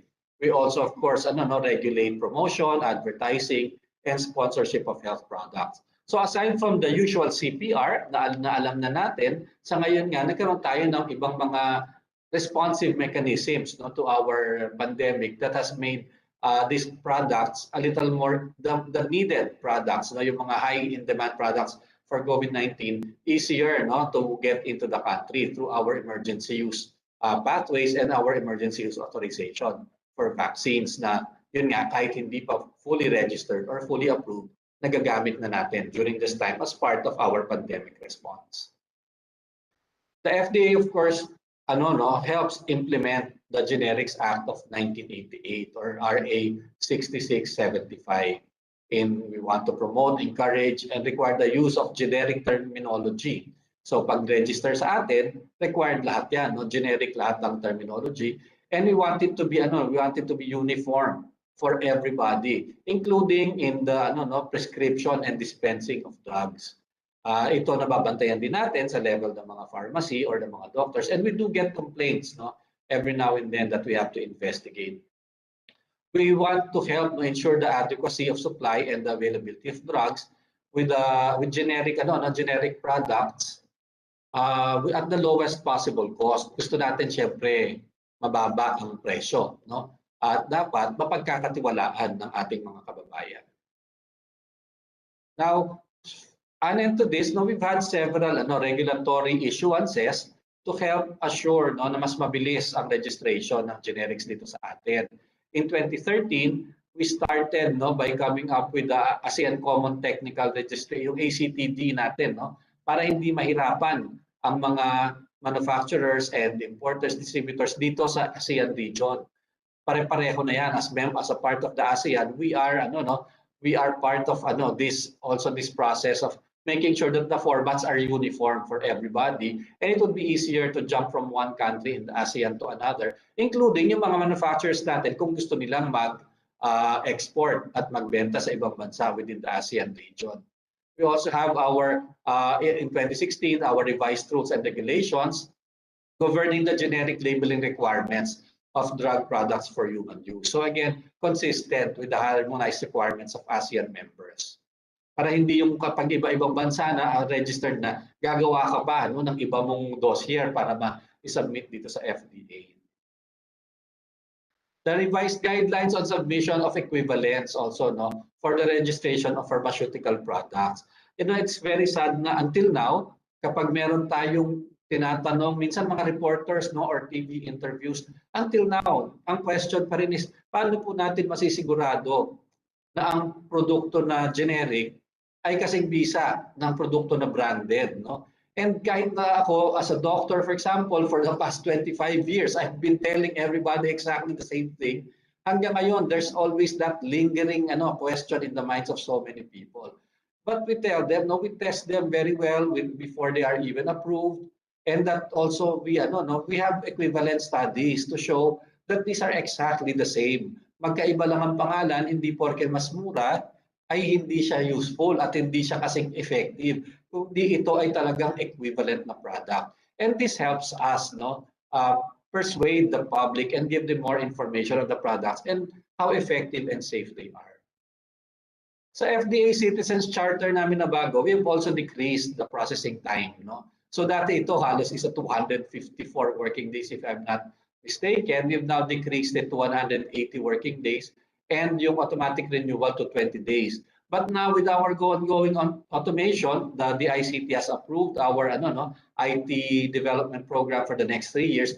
We are constantly making this even shorter with our automated processes. So pag gusto pa natin paikliin yan para mabilis. Gusto natin mas maraming produkto na good quality, basta assured tayo dyan sa merkado para po talaga may choice ang ating mga consumers. And of course, help the prices go down. Now, of course, lastly, aside from the registration, yung post-marketing surveillance natin. Totoo naman po yung ating VigiFlow ngayon, medyo nakatutok yan sa ating adverse events monitoring when it comes to immunization for COVID-19. And in fact, in the whole world, we're one of the top 10 AEFI reporting countries of VigiFlow. And the WHO has recognized us for this, for helping give more and more data regarding the vaccines. Sa Asia, number 1 tayo. But it is not limited. The VigiFlow is not limited to vaccines. Lahat po ng gamot pwede pong i-report dyan. And we really want ito medyo gusto rin natin talagang hikayatin, no, yung ating mga consumers, mga doktor at saka mga ospital na mag-report ng kanila pong adverse events na nakikita when using our products, no. And of course, kailangan kasi talaga magtulong-tulong tayo dito, no. Hindi naman po yan maiaasa lang natin sa isang sector, but it has to be everybody working together, from the consumer to FDA, and of course the people who are prescribing and using the drugs. Now, to support the local generic industry, we of course have our revised rules, like I said, on generic labeling requirements para hindi naguguluhan. I think that was one of the positive things na narinig ko nga kay Steph kanina, na nakikita naman nila na very clear kung ano yung requirements ng FDA. And of course, people who have been in the industry for a long time are quite familiar with it. Yun naman pong mga bago pa sa industriya and need some guidance, we are willing to extend naman help when it comes to this, no. Basta ano lang naman sa ngayon, ang bilis na po ng email ngayon, ano, electronic means of communication, para we can help guide them. But they're actually very clear and they are very harmonized, no, with our ASEAN regions. And just last year, before talaga nagkagulo yung pandemic, we actually came up with our revised guidelines on the unified licensing requirements and procedures. Pinasimple na namin yan, hindi lang sa drugs, kundi sa lahat ng centers dito sa FDA, sa drugs, sa food, sa medical devices, sa cosmetics, household substances. And we have simplified the requirements for the procedure for the initial, renewal, and even variations of licenses to operate. What we want to do is really streamline the registration requirements, no? Dahil na rin yan do sa ating Ease of Doing Business Act, no? And of course, our revised FDA Citizens Charter. We now offer free FDA license seminar for drug outlets, which is accessible through our e-learning platform. Meron na yung aming FDA Academy has gone electronic na rin, no? Para po mas accessible sa ating mga gustong magrehistro sa FDA.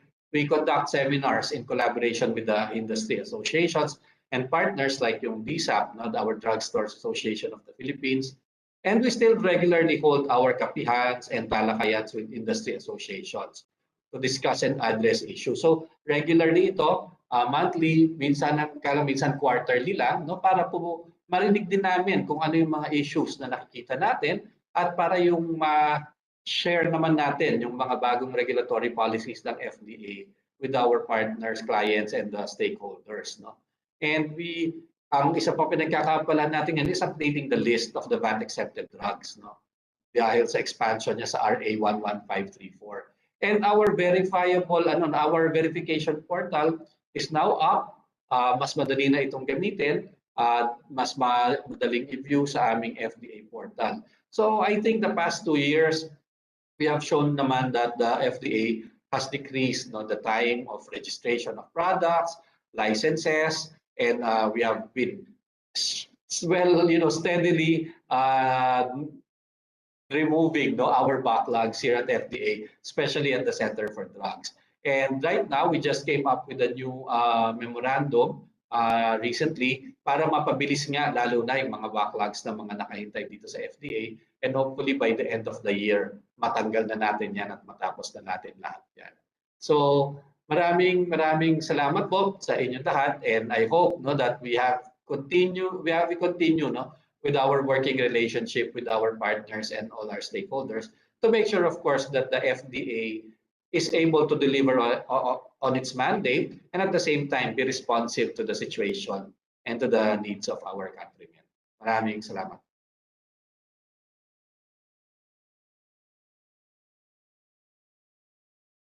Thank you very much, Director General Eric Domingo, for sharing the efforts of the FDA to support our local generics industry.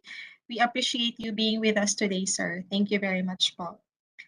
For our next topic, our speaker is the Executive Director of the Industry Development Services of the Philippine Board of Investments, an attached agency of the Department of Trade and Industry, to present the incentive mechanisms for local manufacturing and production of vaccines, and other pharmaceutical products. Let us all welcome Director Maria Corazon H. Dichosa. Over to you, Director. Hi, thank you, Ms. Joanna.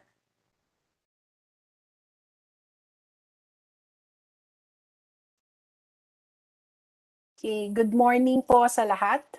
So for those who are not very familiar with our agency, the Board of Investments, as mentioned earlier, we are an attached agency of the Department of Trade and Industry, and we are responsible for industry promotion and development. We assist investors, both local and foreign, to facilitate their investments and setting up of their businesses in the country. We also register projects that have been qualified under the relevant investments priorities plan and administer incentives to compliant registered projects. While we have been known to be an incentives giving agency, our mandate is bigger than that. Incentives is just one of the policies we implement under our Industry Development Program, or IDP, which is our contribution to DTI's Inclusive Innovation Industrial Strategy. Our overall goal is to create a better future for Filipinos in the Philippines by developing industries and attracting investments that will provide jobs, foster innovation, and improve the competitiveness of the local industries responsive to the needs of the global market. Our strategic objectives include trade deficit reduction, that is to produce and export more, import less, or export higher value-added products and services. Value creation, to make higher value products from our indigenous resources to generate more income. Global value chain, or GVC integration, that is to penetrate more markets to provide more business opportunities to our industries that could spur expansions and thereby create more jobs for Filipinos. And fourth, social contribution, to generate investments in infrastructure and other public services to improve the quality of life and Filipinos, especially now on healthcare services. Some initiatives that we do to support industry development include investing or advocating for the establishment of support facilities and infrastructure, empowering local industries, and investing in human capital development through capacity building or training activities, coordinating with relevant agencies or institutions to facilitate the setup of businesses and address specific concerns on the business environment, promoting trade and investments in priority industries in the country through hosting or participating in regional and international events, and fifth, formulating or advocating for needed policies and regulations, or if necessary, work on taking out regulations that impede growth of our local industries. Now, one of the recent policies or legislations we have is the CREATE law. The Corporate Recovery or Tax Incentives for Enterprises Act, or CREATE law, is the new incentives law that we have in the country. It was signed by the President last March 26, 2021, and it became effective on April 11, and its implementing rules and regulations became effective last June 26. The law covers all investment promotion agencies, or what we call IPAs, like our agency, the Board of Investments, the Philippine Economic Zone Authority, or PEZA, the Subic Bay Metropolitan Authority, or SBMA, and the Clark Development Corporation, or CDC, and others. Now, among the benefits of the law is the reduction of the corporate income tax from 30% to 25% effective July 1, 2020. But if your company's net taxable income does not exceed 5 million pesos and value of assets excluding land does not exceed 100 million pesos, the corporate tax rate is even reduced to 20%. Now, this reduction in corporate income tax is available to all companies and does not need any registration with any IPA or investment promotion agency. But as mentioned earlier, the law also provides for the new incentives package, and all of us incentives giving body now just offer this one set under the CREATE law, and we operate under one set of rules and requirements. Also, in the approval of the projects for incentives entitlement, it is important to note that there is a split in terms of who makes the decision on the incentives entitlement or availability of incentives for the project. So for projects below 1 billion, it is the Investment Promotion Agency like the BOI. And for projects above 1 billion pesos, the approval will be done by the Fiscal Incentives Review Board or the FIRB.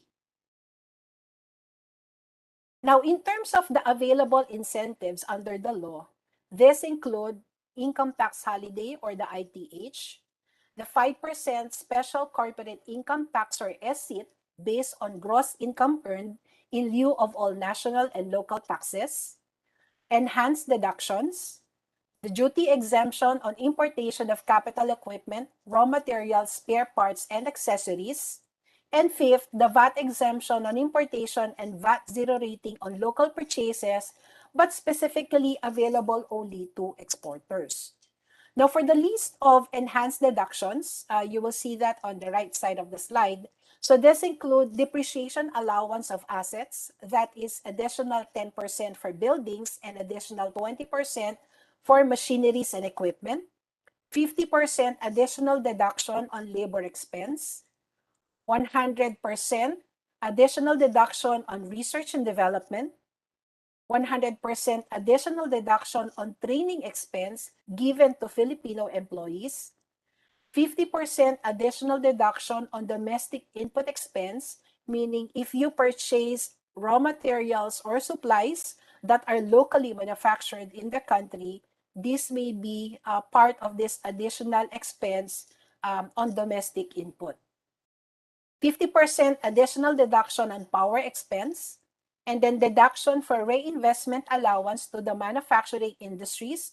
The amount reinvested will be part of this deduction to a maximum of 50%, and the enhanced net loss carryover or NOLCO. Note, however, that the expense should be local and directly related to the registered activity with the Investment Promotion Agency. Now, as to what type of activities are qualified for incentives, this will be identified in what the CREATE Law identified as the Strategic Investments Priorities Plan or SIPP. Now, the SIPP will also define the criteria for qualification and conditions for registration. This table shows the clustering of activities into tiers, which will determine which package of incentives a project may be entitled to. So you'll see here that the more high-tech and new the product or service is, the more incentives it may get. These tiers, plus the location of the project, will determine the set of incentives available to the project. And you will see that in the later slide. Note, however, that since the drafting of the SIPP will take time, the current 2020 IPP of the Board of Investments was adopted by the FIRB as the transitional SIPP. Part of that decision also is to provide Tier 1 package of incentives to the qualified projects, but without prejudice to upgrading of the tier to, say, Tier 2 or Tier 3 if the project qualifies for those when the SIPP is finally issued. So the current target right now is the SIPP should be made available already by next year, and the initial drafts may be before the year ends. Okay, so this is the current IPP that's relevant for projects who would like to register with the BOI. So this 2020 IPP lists the following priority investment areas, and I have highlighted here the specific items where the pharmaceutical industry may be covered.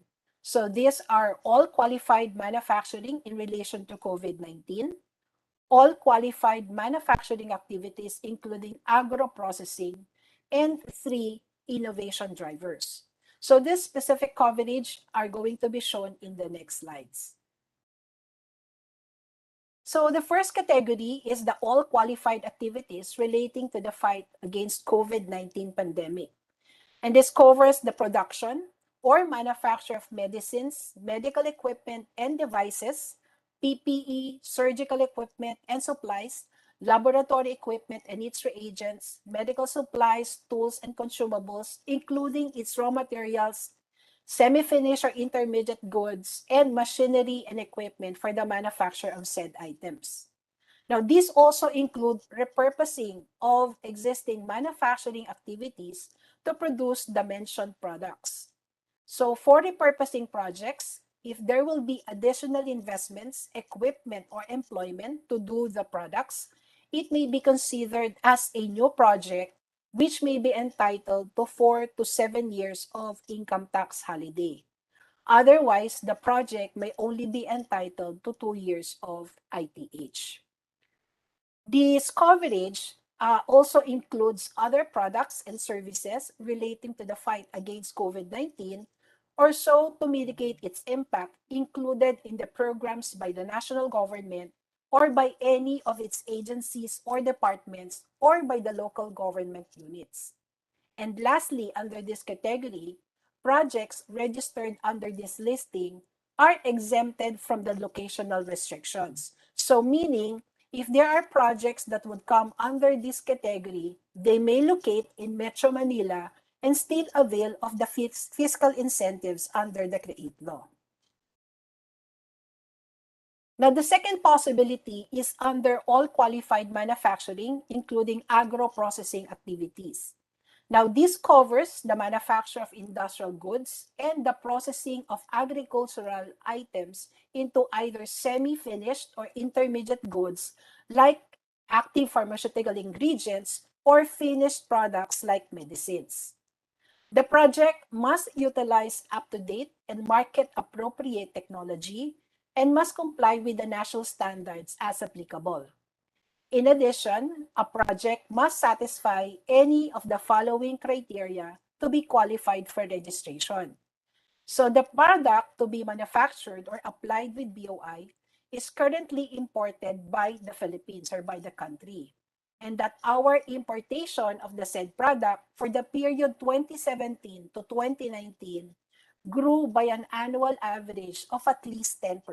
So there's this level of import dependence in terms of the product that you will be applying for registration with the BOI, or that the share of imports of said product to total apparent demand is at least 60%, or the project's value addition is at least 25%. So the way we compute value addition is cost of goods sold minus the cost of imported materials over cost of goods sold. And this should be at least 25%. Or the product to be manufactured will utilize new technology and or world-class design. And fourth, which is applicable to the pharma industry, is the project has a core capital equipment cost to direct labor ratio of not higher than $28,000 is to one worker at full capacity. So this criterion is actually a test for labor intensity of the project. Now, part of the requirements in BOI is that prior to start of commercial operations, the registered enterprise must submit a copy of the license to operate, the certificate for project registration, or endorsement, whichever is applicable, issued by an appropriate government agency, or certification on the product's safety for duly recognized and reputable local and international organization prior to the availment of ITH. And lastly, for Metro Manila, only modernization projects may qualify for registration. So kung kanina meron tayong pag Metro Manila, pwede ka pa rin to avail of incentives. In the case of this category, you will have to go out of Metro Manila to avail full incentives. So pagka nasa Metro Manila kayo, ang pwede lang natin gawin ay modernization of whatever existing activity you have in the country. Okay. And then lastly, the third one is under innovation drivers. Now, this covers research and development activities, the conduct of clinical trials, establishment of centers of excellence, innovation centers, business incubation hubs, smart cities and fabrication laboratories or co-working spaces, and the development of mobility solutions and digital trade.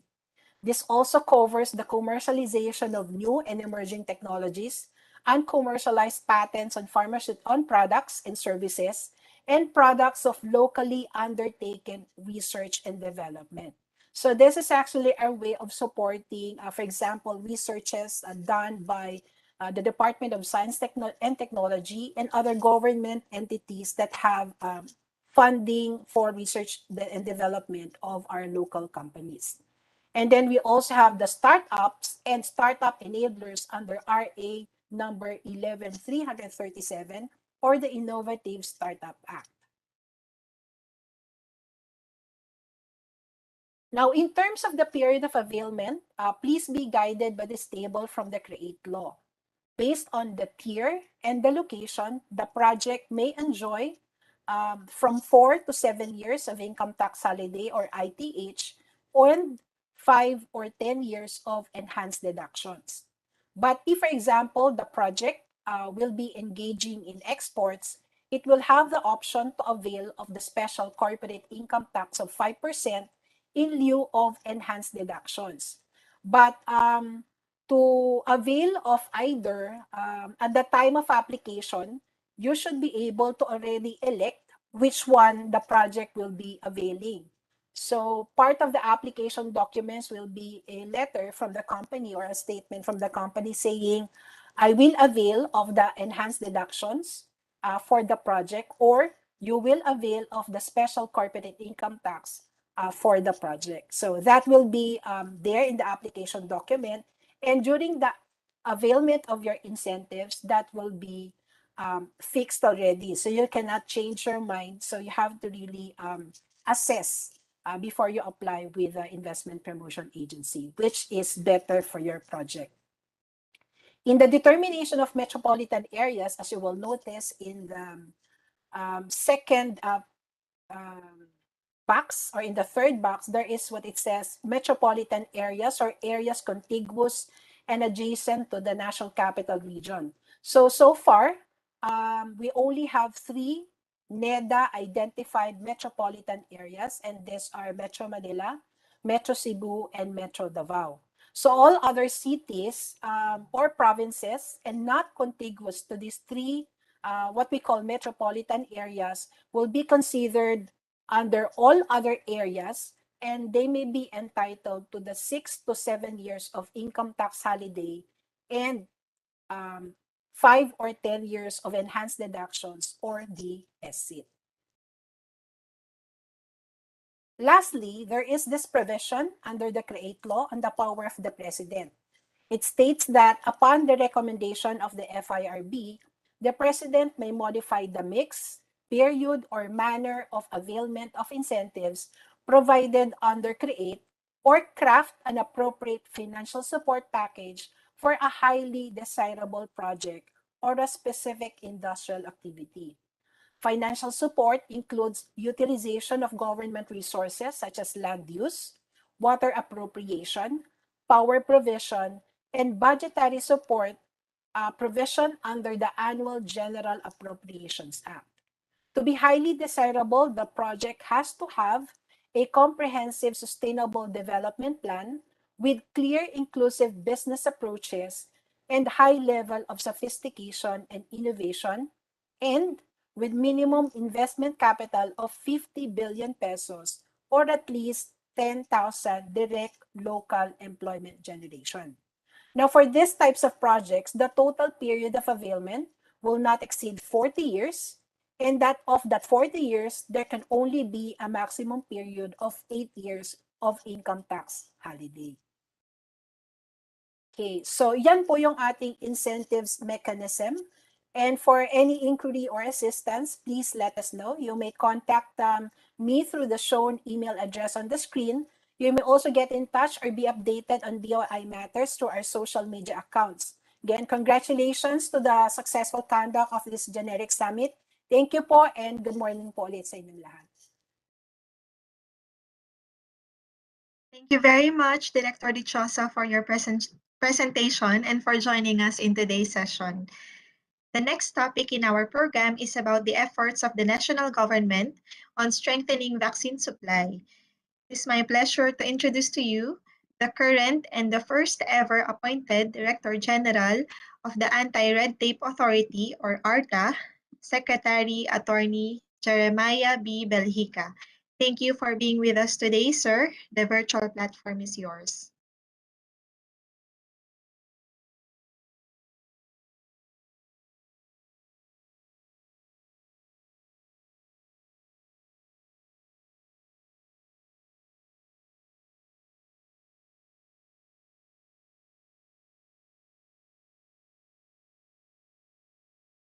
While waiting for Attorney Belhica, may we kindly remind our participants to accomplish the attendance form as well as the evaluation form, which will be shared in the chat box. Thank you.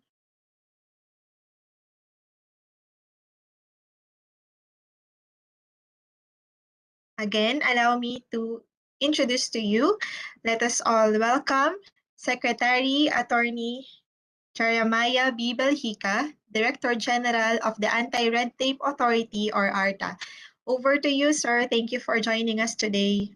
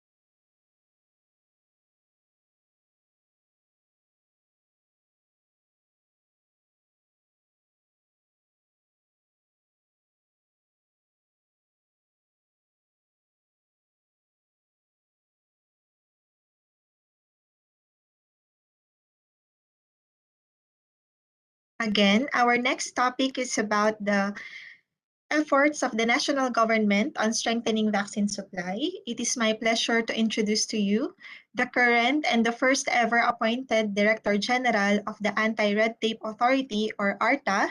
We are pleased to have with us today Secretary Attorney Jeremiah B. Belhica. Thank you for joining us, sir. The virtual platform is yours. Over to you.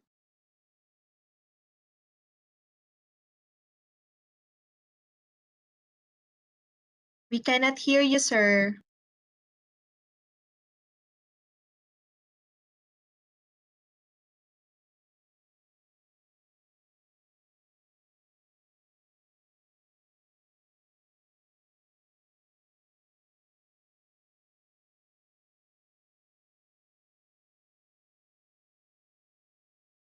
It seems that you are muted, Secretary Belhica.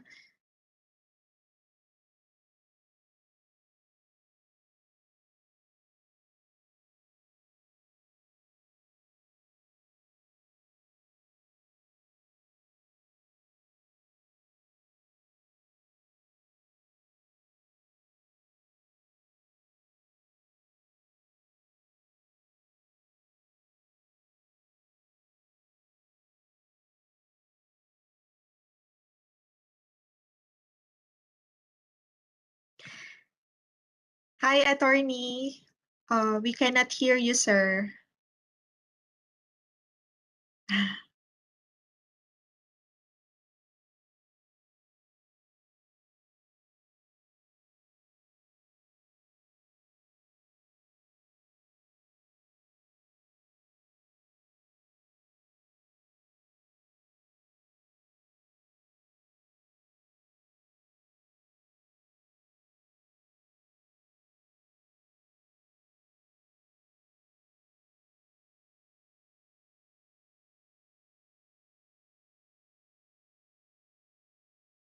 Oh, sir.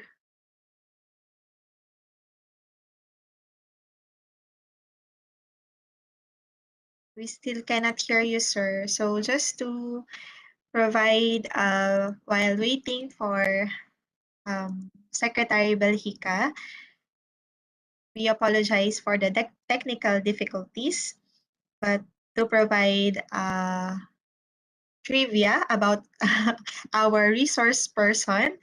So Attorney Jeremiah Belhica is known to his friends as Attorney Mai or Attorney Me. So aside from being the Director General of the ARTA or the Anti-Red Tape Authority, he is also a practicing lawyer, a licensed real estate broker, an environmental planner, and he is also a Christian pastor. So he is the first ever appointed Director General of ARTA, and we are very fortunate to have him with us today despite his busy schedule. He is still giving this presentation in this session. So it seems that Attorney Jeremiah is having technical problems. So if we may first proceed with our next presentation.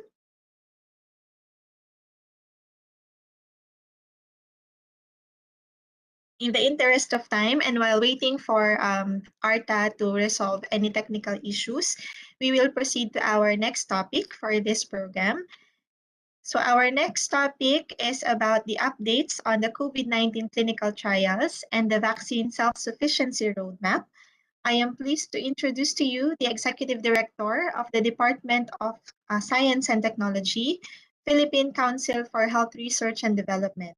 He is currently also the President of the Philippine Association for the Advancement of Science and Technology and a member of the Board of Advisors of the ASEAN Committee on Science, Technology, and Innovation. Let us all welcome Director Jaime Montoya. Over to you, Director Montoya.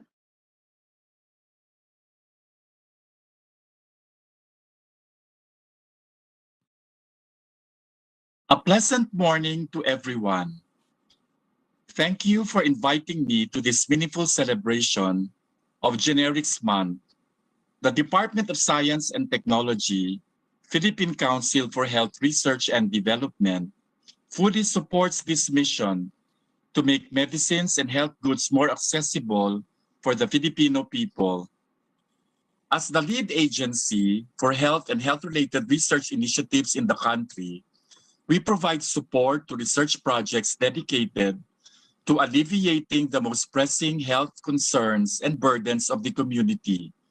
Specific to COVID-19, we initiate collaborations, conduct clinical trials, and support research projects to contribute to the search for possible treatments and vaccines against the disease.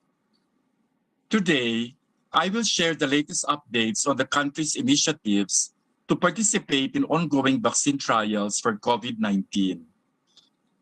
Vaccines require years of research to ensure its safety and efficacy to humans. Because of the renewed spread of COVID-19 globally, scientists are racing to develop and produce a safe and effective vaccine at an unprecedented speed and scale.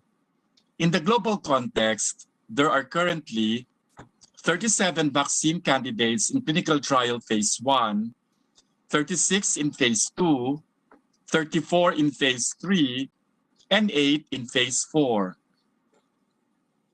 Considering the current limitations of our country in terms of vaccine development, participation in clinical trials of the most advanced candidates developed by international partners will be the best short-term strategy for us. By pursuing collaborations and by participating in clinical trials, we are hoping to provide efficacy and safety data for a vaccine that is directly attributed to the Filipino population, generate necessary long-term data on safety and efficacy of vaccines, which is also necessary for CPR application, even for vaccine candidates with an EUA. There are still a lot of unknowns about COVID-19 especially on whether this will be like flu in the long run, which will need follow-up yearly vaccinations.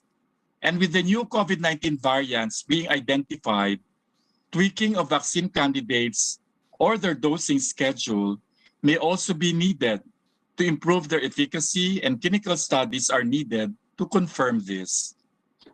Despite this, we would like to reiterate that participation in the clinical trials is completely voluntary. Participants should not be forced to join any clinical trial under any circumstance. Before a volunteer is given investigational vaccine, an informed consent form will be given. The volunteer will be briefed regarding the protocol, the risks and benefits of joining the trials, and their rights as a volunteer to ensure that they fully understand and agree to the implications to be part of the screening process of the trials. In case you would opt to participate, it is important that you're aware of the benefits and risks. Here are the benefits that we can get from participating in vaccine clinical trials. We may get a new vaccine for a disease before it is available to everyone. We will have the chance to help others get a better vaccine for existing health problems in the country. And volunteers of clinical trials are vital to the process of improving medical care. Many people volunteer because they want to help others.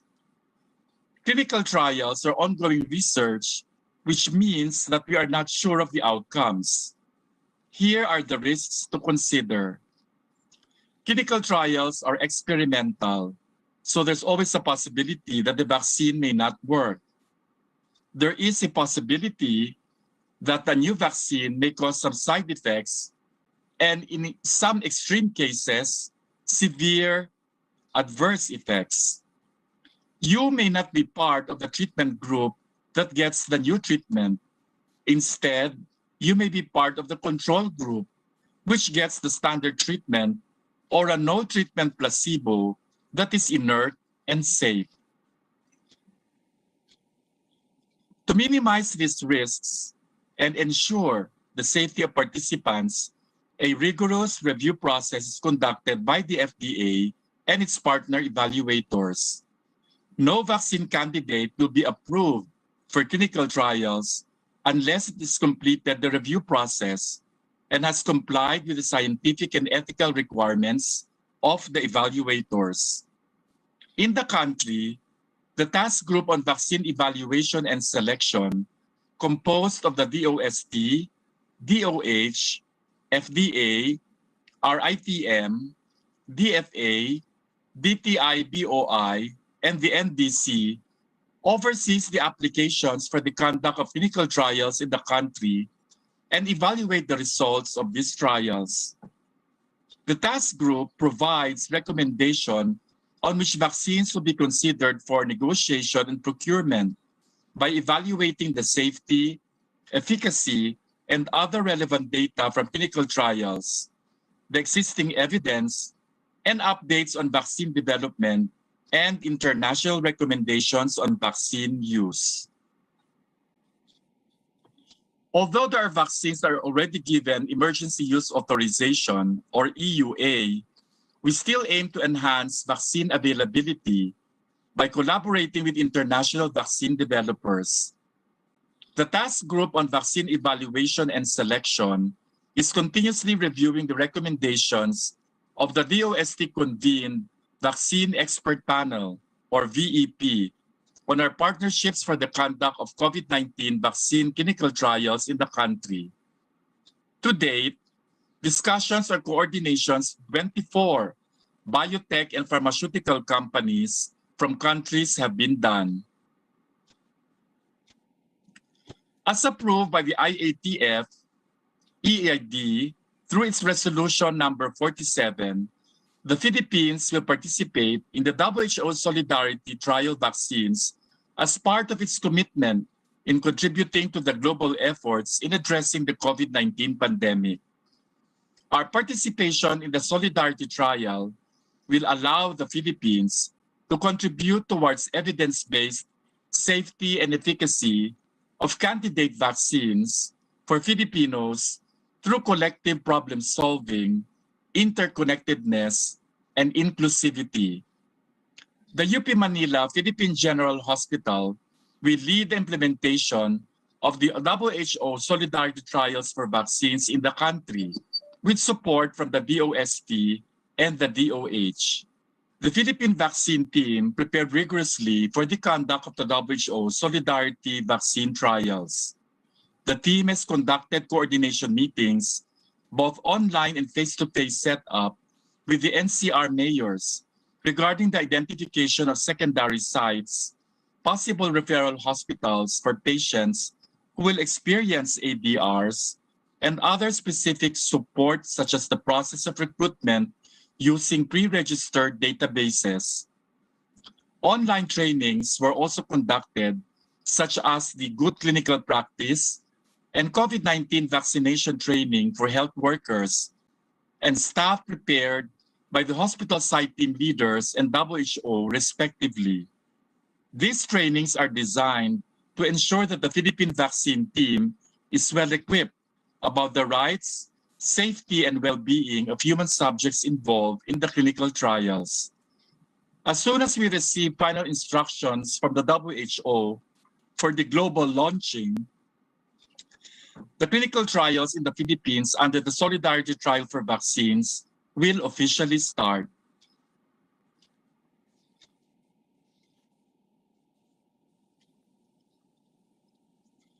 Independent clinical trials may also be conducted in the country, provided that they will be able to fund their own trials and have their application registered and approved by the FDA.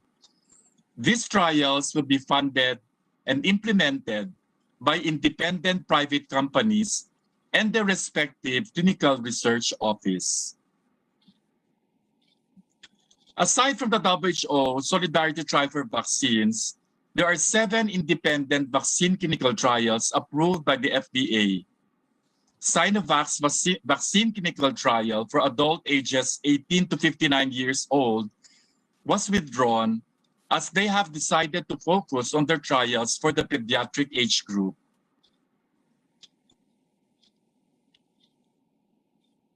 After careful evaluation of every vaccine's safety, efficacy, and adherence to scientific and ethical standards, the Philippine FDA will give the final approval and licensing of vaccines.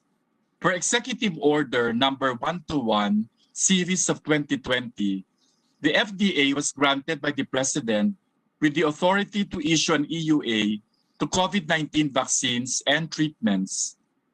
I would like to reiterate that an EUA grant is not the same with product registration.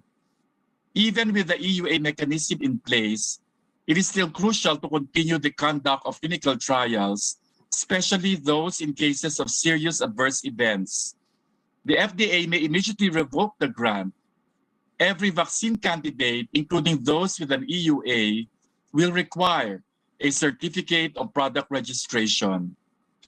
To compare, in clinical trials, a new vaccine is being tested on people to assess if it is safe and efficacious.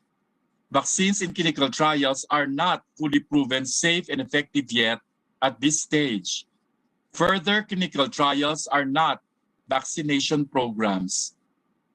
An emergency use authorization means that an unapproved vaccine is authorized for limited use as it is deemed safe and efficacious based on review of interim data of phase 3 clinical trials. Finally, a certificate of product registration is given when a new and approved vaccine is proven safe and efficacious based on review of complete data from phase 3 clinical trials and can therefore be purchased and used for vaccination programs. To date, there is currently no vaccine with a certificate of product registration. All vaccines currently being used for the ongoing vaccination program are under emergency use authorization. In line with today's theme, Paigtingin ang supply, generics gawing Abot-kamay, Let me also emphasize the increasing need to strengthen our local manufacturing industry to boost vaccine supply, as well as strengthen the local capacity to produce vaccines and generics. Given the supply of COVID-19 vaccines, a vast majority of the vaccine supply will initially be secured by developed countries. It is necessary for us to invest and establish our own local manufacturing industry in the country to boost vaccine production and supply in support of the potential annual COVID-19 vaccination, as this will provide adequate vaccine doses to sustain the needs of the national immunization program. This will also enhance the capacity of our pharmaceutical industry to develop its own capability to produce vaccines and strengthen its operations in manufacturing medicines, including generics. We want the Philippines to be self-reliant in terms of vaccine development eventually. For this reason, the Task Group on Vaccines Evaluation and Selection laid out the vaccine development and manufacturing roadmap. This outlines the following plans. For the medium term, our FDA should reach maturity level 3 in accordance with the WHO Global Benchmarking Tool to assure safe, quality, and efficacy of medical products, including vaccines. For the long term, we identified 3 pathways by which we can establish a local vaccine development and manufacturing facility in the country. The first is through the RITM Vaccine Self-Reliance Project, where a pre-feasibility study will be conducted by the Asian Development Bank to provide guidance to the DOH and RITM on which investment model will be best suited for the establishment of the Vaccine Self-Reliance Project. By co-investing with the private sector through a public-private partnership scheme to address the need for more investments and to spread the risk involved in establishing the vaccine facility is the second option. And for the third option, for the private sector to fully fund and establish their own vaccine manufacturing facility. The roadmap I have shown in the previous slide includes the VOST's plan to establish the Virology and Vaccine Institute of the Philippines, which is envisioned to be the premier research and development institute in the field of virology, act as a venue for scientists both here and abroad to work collaboratively to study viruses of agricultural, industrial, clinical, and environmental importance, and establish strategic partnerships with the world's leading scientists, virology centers, and institutes to conduct innovative and pioneering research projects that will advance the frontiers of virology in the country. With the provision of cutting-edge facilities in the VIP, our very own researchers may also expand their studies on vaccine drugs and treatments. To date, the VIP Bill or House Bill 9559 has already passed its third final reading in Congress. 8 research and development projects under the VIP officially commenced last July 1, 2021. And Balik scientists are also being sought to partner with the VIP in order to further expand its capacities. To date, 7 of them have already signed their contracts. With the provision of cutting-edge facilities in the VIP, our very own researchers may also expand their studies on vaccines, drugs, and treatments. Lastly, I would like to assure you that the best science and the best available evidence are the basis for determining which vaccines will be available to the Filipino people as established by its clinical data or safety and efficacy. I would like to express my deep appreciation to everyone who listened to my presentation on local clinical trial updates. As well, I would like to thank the Department of Health for this opportunity to spread awareness and correct information on our initiatives to fight COVID-19 in celebration of the Philippine Generics Month. The VOST, Philippine Council for Health Research and Development, is in full support of our goal to make generics Abot-kamay, all for the benefit of the Filipino community. Maraming salamat po at magandang agham sa inyong lahat.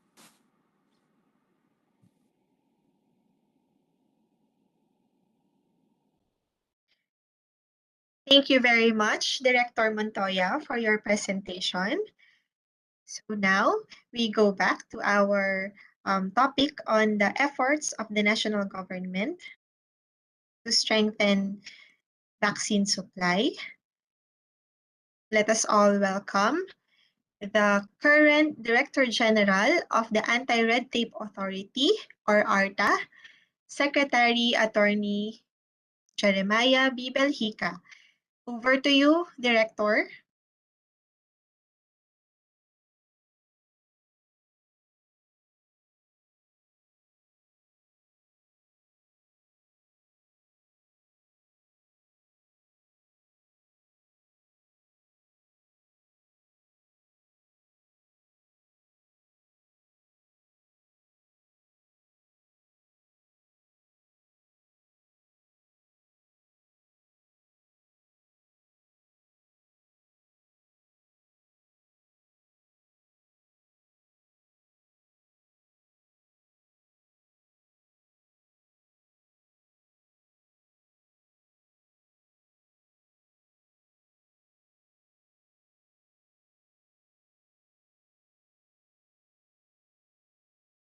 DG, there's no audio pa rin po.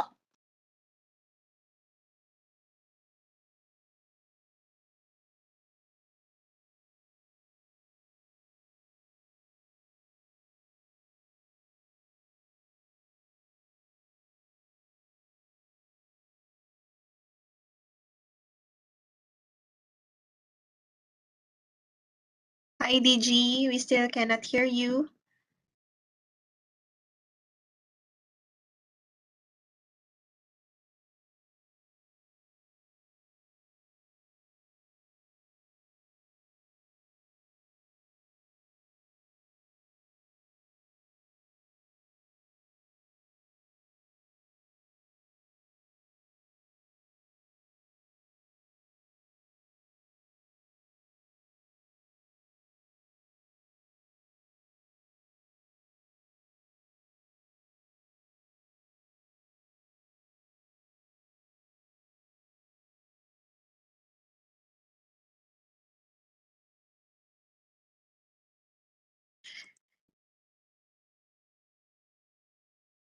It seems that there is still technical difficulties. So we still cannot hear Attorney Belhica. So while waiting for Attorney Belhica, we would like to share with everyone an audio-visual presentation prepared by the Department of Health, highlighting the efforts of the national government in strengthening the local supply of generic medicine. So we would like to share with you the video that is in line with the theme of the Generics Awareness Month celebration, Paigtingin ng supply, generics gawing Abot-kamay. Let us play the video. In just nearly 2 years, the COVID-19 pandemic has dominated every aspect of life across the world, from healthcare, livelihoods, and more. With the healthcare system struggling amid the surge of COVID-19 variants, our capacity to produce drugs and vaccines locally becomes more vital to delivering timely and effective government services. However, the country's pharmaceutical and medical device supplies, such as testing kits, personal protective equipment, and vaccines, are largely import-dependent, causing delays in the government's pandemic response. The theme of this year's Generics Month is Paigtingin ang supply, generics gawing Abot-kamay. The thrust for this year's Generics Month celebration is to advocate for strengthening the local capacity for manufacturing the supply of generics. It aims to ensure an adequate, equitable, affordable, and efficient supply of health goods, particularly those needed to respond to the current pandemic and other future health emergencies. The Department of Trade and Industry and Board of Investments encouraged local manufacturers to produce PPE and face masks to lessen the country's reliance on imports. The DTI stressed the need to patronize locally produced PPE, which are standard compliant and have competitive pricing.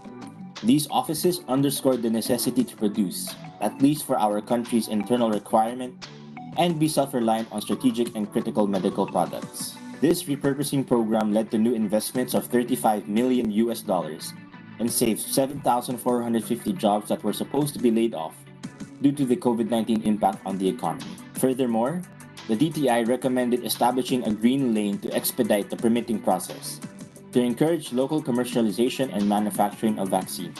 Following President Rodrigo Duterte's directive, the Anti-Red Tape Authority coordinated with the concerned government agencies to ensure that the review, processing, and issuance of necessary permits for COVID-19 vaccine manufacturing facilities are streamlined and expedited. The government issued a memorandum, jointly signed by several government agencies, that will guide on establishing a green lane for securing permits, licenses, and authorizations for the establishment and operation of the COVID-19 vaccine manufacturing facility and for the registration for availing of incentives. The Department of Finance has proposed the Corporate Recovery and Tax Incentives for Enterprise Bill, also known as the CREATE Act, passed into law on March 26, 2021 as Republic Act No. 11534. The CREATE Act is a time-bound and tailor-made set of corporate and tax reforms to counter the effects of COVID-19 on the country's economy. It reduces the financial burden on foreign and domestic companies through various tax incentives and tax exceptions. The tax-exempt status shall be valid and in effect for sales and imports from January 1st, 2021 to December 31st, 2023.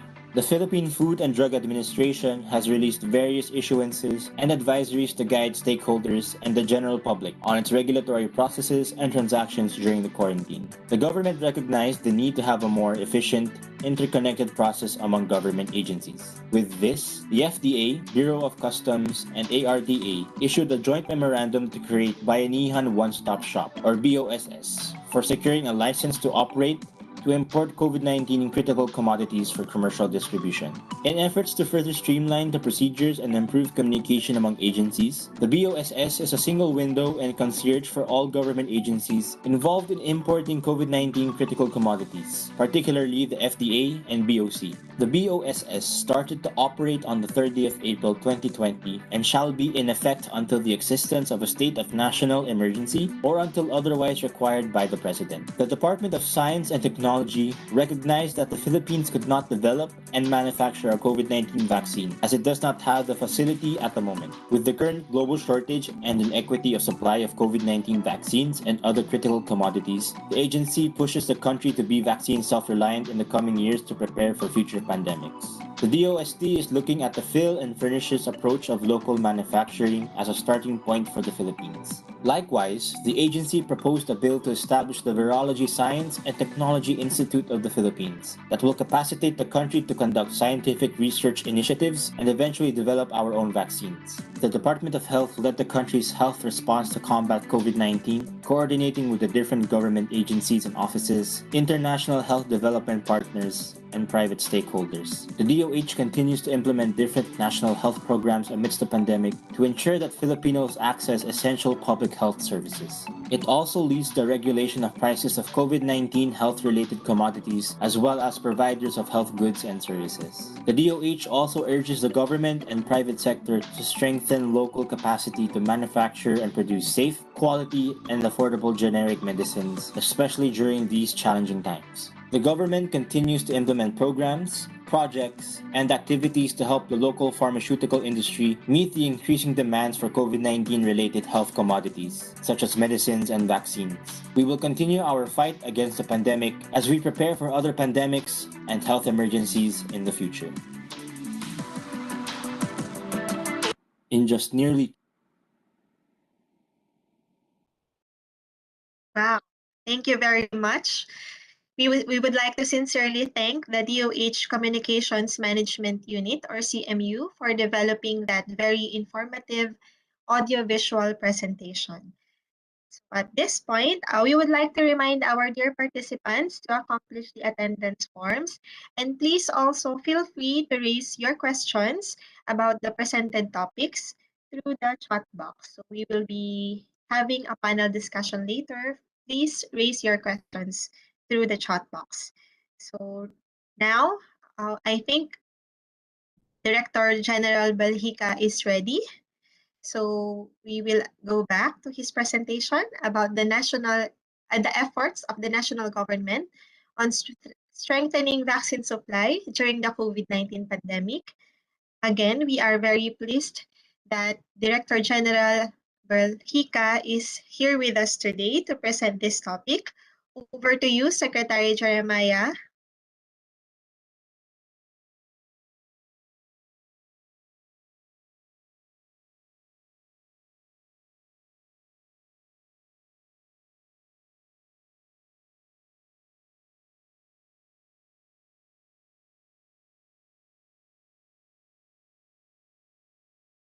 Do we have DG Baljica? He's asking that he be allowed to unmute. Okay. Okay. Can you hear me now? Yes, sir. Here Hi, already. finally. Thank you very Okay, much, thank you. sir. Thank you. Over I'm to you. sorry.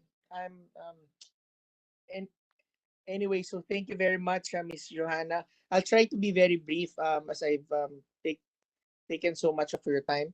Can we please next slide, please? Okay, just a little bit of reiteration. Again, everyone, to my colleagues in government, sa mga from the private sector. Thank you very much for having us. So just to show us what we have been doing as a whole of government in streamlining and hastening the efforts for the vaccine manufacturing plant, we would remember that the president has always been steadfast in his call for making service responsive, client friendly to the Filipino people. Next slide, please. Now, our mandate stems from our charter, Republic Act 11032, or the Ease of Doing Business Law, or the ARTA law. Next slide, please. So we are now on our, the ARTA is on its third year, but the full implementation of the law is now in its second year. There are two major or general functions and powers of ARTA, which is the enforcement and the empowerment.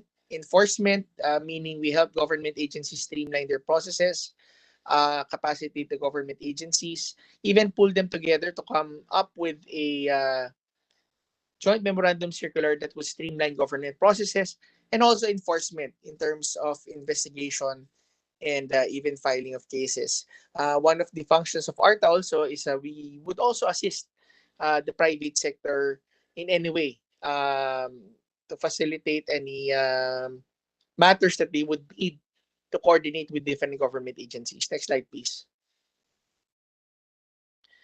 So this is just some general features of the law. The prescribed processing time now is 3 days, 7 days, 20 days.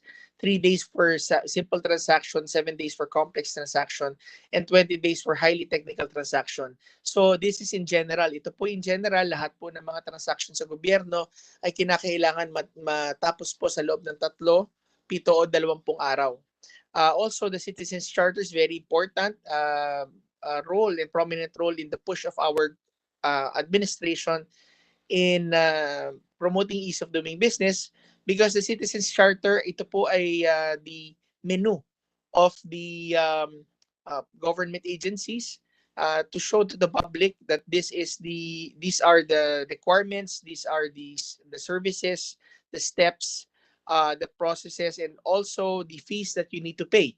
And also, it should state the feedback mechanism para hindi ho nahihirapan ang taong bayan on how they should be transacting with their offices. Next slide, please. So, next slide, please. Okay, so one important feature of the law is the automatic approval provision of R 11032, meaning if your application ay natenga po sa isang government agency, it goes beyond 3 days, 7 days, or 20 days, then your application is deemed automatically approved if it is already complete in its submission and also fully paid for. So if it goes beyond 3 days, 7 days, or 20 days, then it is already automatically approved. So right now, there's more than 8,500 applications declared as automatically approved by ARTA. Next slide, please. Some violations as provided for by RA 11032. Ayan po, no? Refusal to accept application when it is complete, requiring additional documents when it is not in the Citizens Charter, imposition of additional costs, not written in the Citizens Charter, failure to give a written notice of disapproval, failure to render government service within the processing time of 3/7/20, failure to attend to applicants prior to the end of working hours or during lunch break. Thus, a cut-off system is not allowed. If you are, as long as it is, working time, a transacting person may not be denied or should be um, entertained by government offices. And letter G is failure or refusal to issue official receipts. And letter H, of course, is fixing. No? Wag ho tayo magtatangkilik sa mga fixers because this is really, really, um, implemented against by the government today. So the violation would be 6 months for the first offense, 6 months suspension for the first time that it would be committed by any government officer, and dismissal from public service with imprisonment and forfeiture of benefits, and even fine of 500,000 to 2 million. So yan po no ang batas po natin ngayon. Next slide please. All right. So we've been engaging also the private sector in many of the initiatives of ARTA, including our initiative for the vaccine manufacturing plants, and we call them ARTA champions. Currently, we have several ARTA champions already, and more recently the Anti-Red Tape Advisory Council led by DTI, membered by DOF, DILG, DICT, and of course ARTA is the vice chair, and two other private sector representatives have decided to encourage more private sectors to be part of these ARTA champion campaigns. No, so sila po yung mga private sectors na atin pong lagi pong mga nakakasama at tumutulong po sa atin sa paghahanap ng streamlined procedure for government offices. Next slide, please. Next slide, please. Let's just skip this one.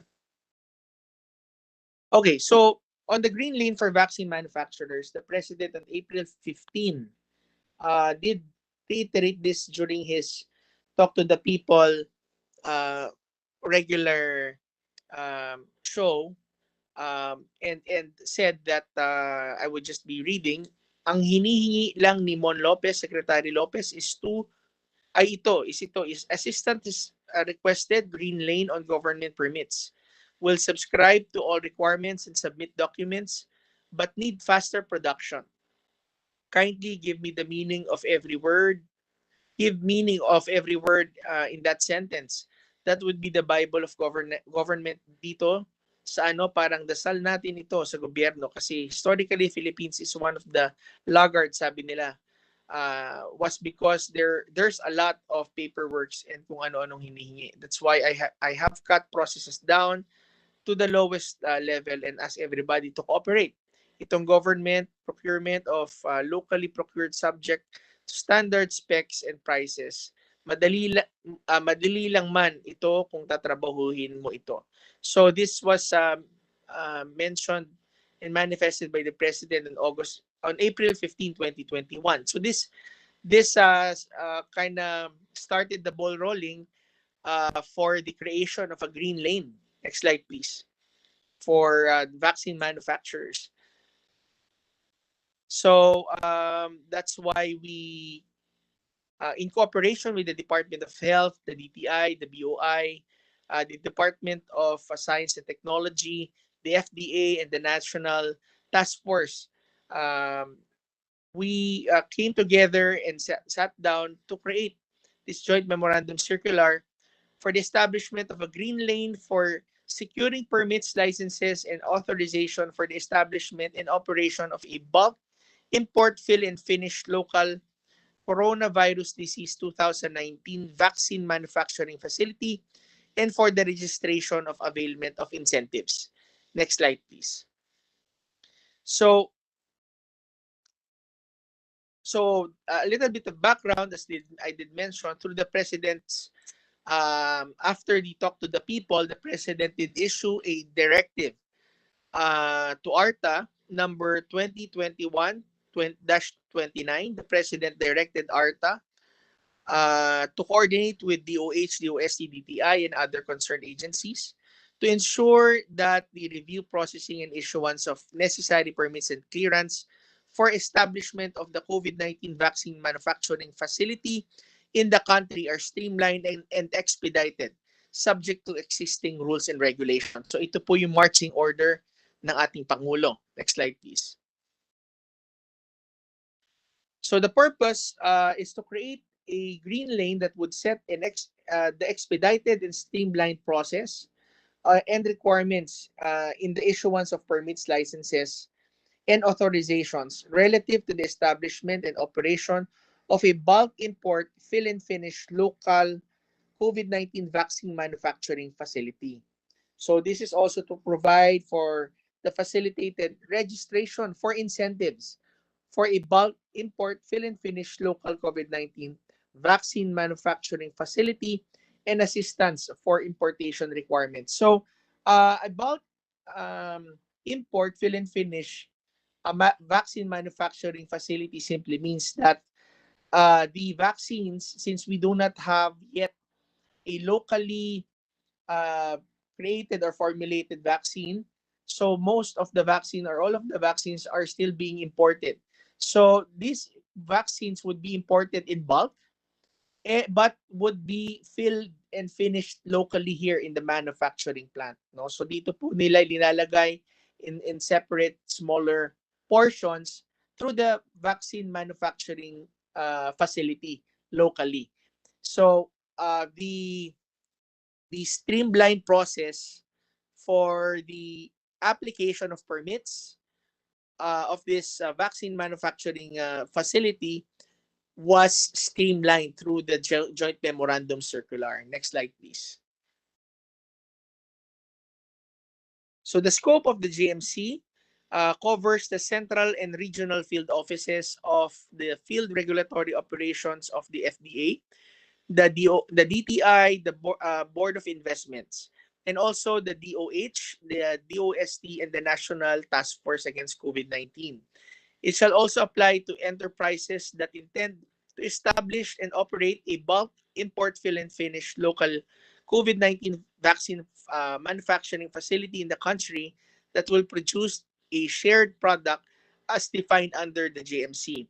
So the GMC may also be revised, amended, or expanded to cover other business models for local manufacturing of COVID-19 vaccines and other related vaccine drugs, meaning the GMC would serve as a foundation or as a first phase for the green lane establishment. But of course, as the need arises, we would continue to hasten and also improve and expand the coverage of the joint memorandum circular on establishment of green lanes. Next slide, please. So very quickly, the different government agencies involved, of course, is the FDA, as regards to their issuance of LTO and the emergency use authorization. For the DTI Board of Investments, they would be the ones to help facilitate the registration of the manufacturers for incentives and the other enhanced deductions and assist the manufacturers in the importation process with the Bureau of Customs. As we all know, it we're doing this so that the private sector would have an easier process and would be duly incentivized also to invest in these endeavors that would be really helping our country.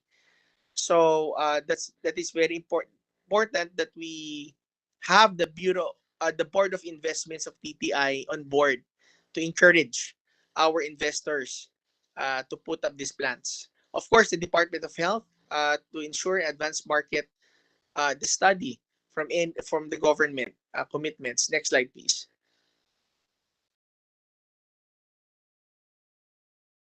So as for FDA, the FDA, the applicant shall apply a pre-site inspection with an attached blueprint. This is just some of the more detailed requirements already. But in essence, the gist of which is that FDA would be able to process their applications, if complete, within 20 working days, in accordance with the administrative order of the FDA 2020-017.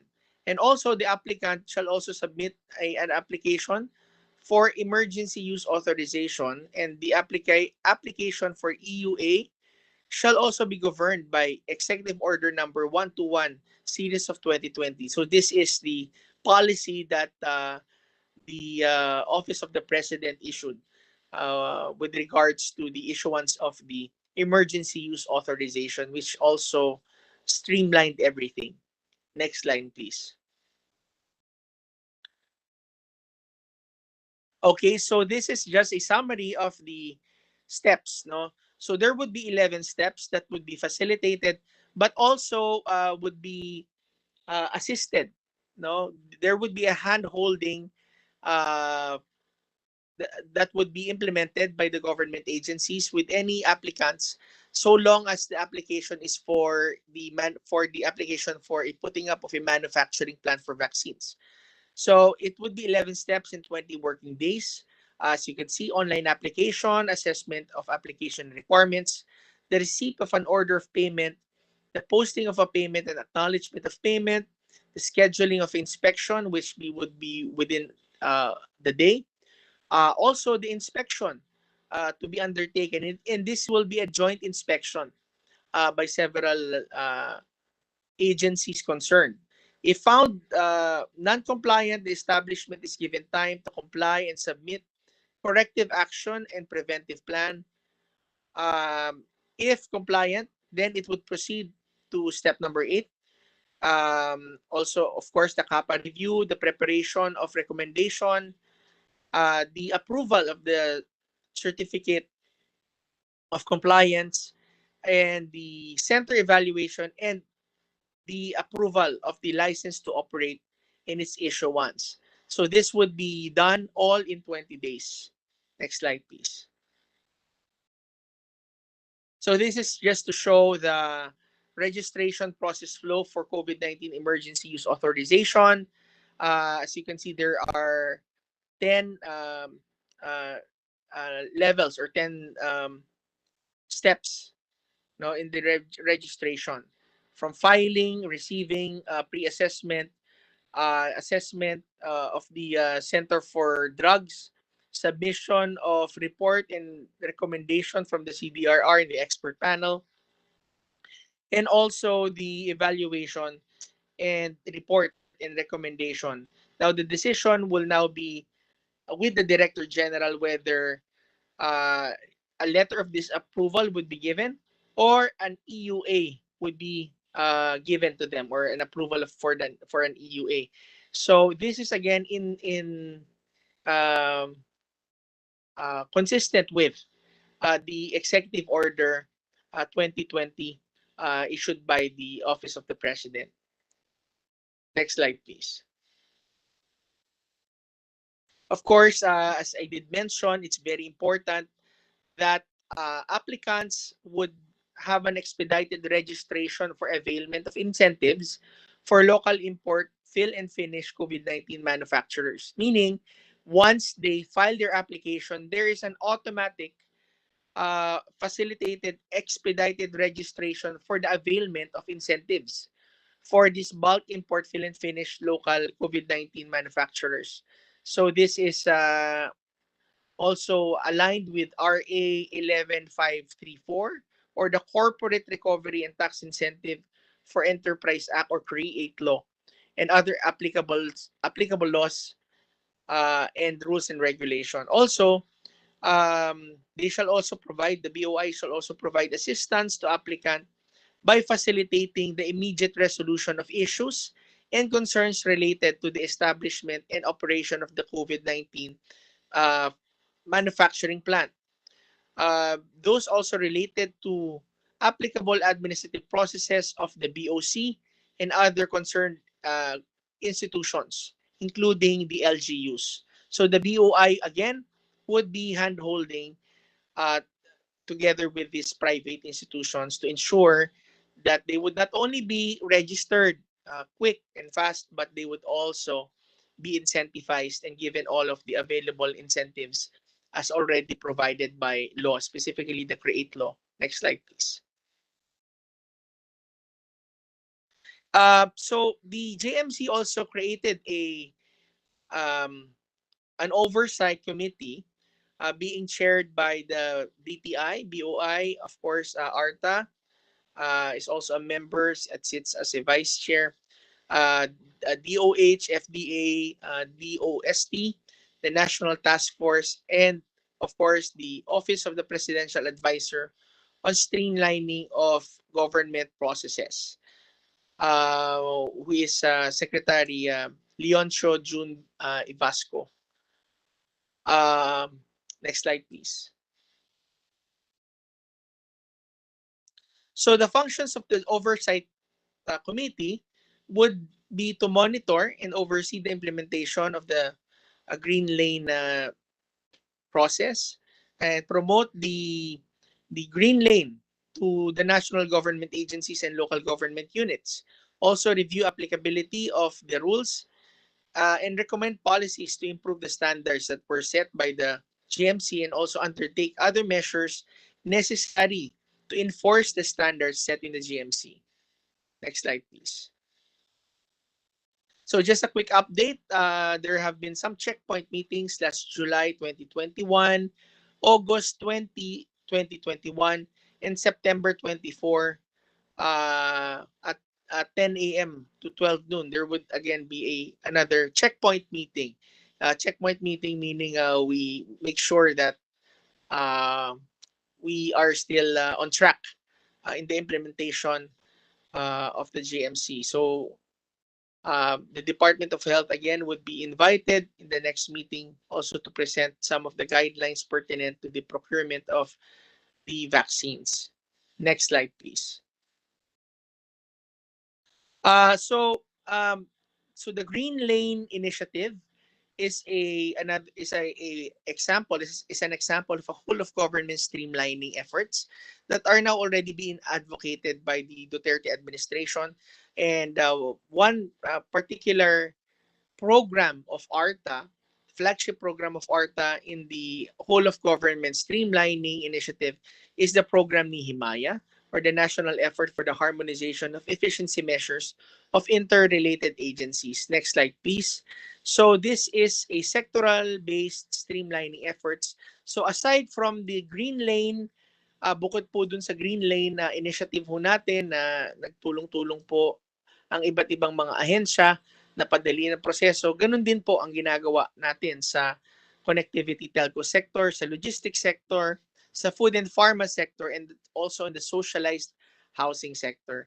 I'll just give a particular view on what happened with the telecommunication sector, which we have seen a lot of improvements from 30 permits to 8 permits, the 86 requirements to 35, 241 days to 16 days na lamang po, that which takes an applicant for a building permit to build a tower for telecommunications. So ganun din po sa logistics, there is a significant reduction from 271 days to 35 days. The food and pharma, starting a business, registering with the SEC, up to the point of having your license to operate. It's now from 63 days. Actually, this is 21 days to 30 days, but soon enough, by October and November, it's going to be 21 days. The socialized housing, from 475 days, we are pushing for this signing of the JMC by next month. That would streamline the 475 days to 108 days. Next slide, please. So this is an accomplishment by the administration. Some ways forward in the further streamlining. I'll just skip this slide. Next slide, please. So the train of reform against red tape is now on the move. On it are the hopes of the people for a better Philippines, and anyone who chooses not to move in this red train of reform against red tape will simply be run over. As the president would always say, the people deserve a more comfortable life and comfortable transacting with the government offices. And paalala ko lamang po na ang red tape sa panahon ng pandemya ay nakamamatay. So again, thank you very much and God bless us all.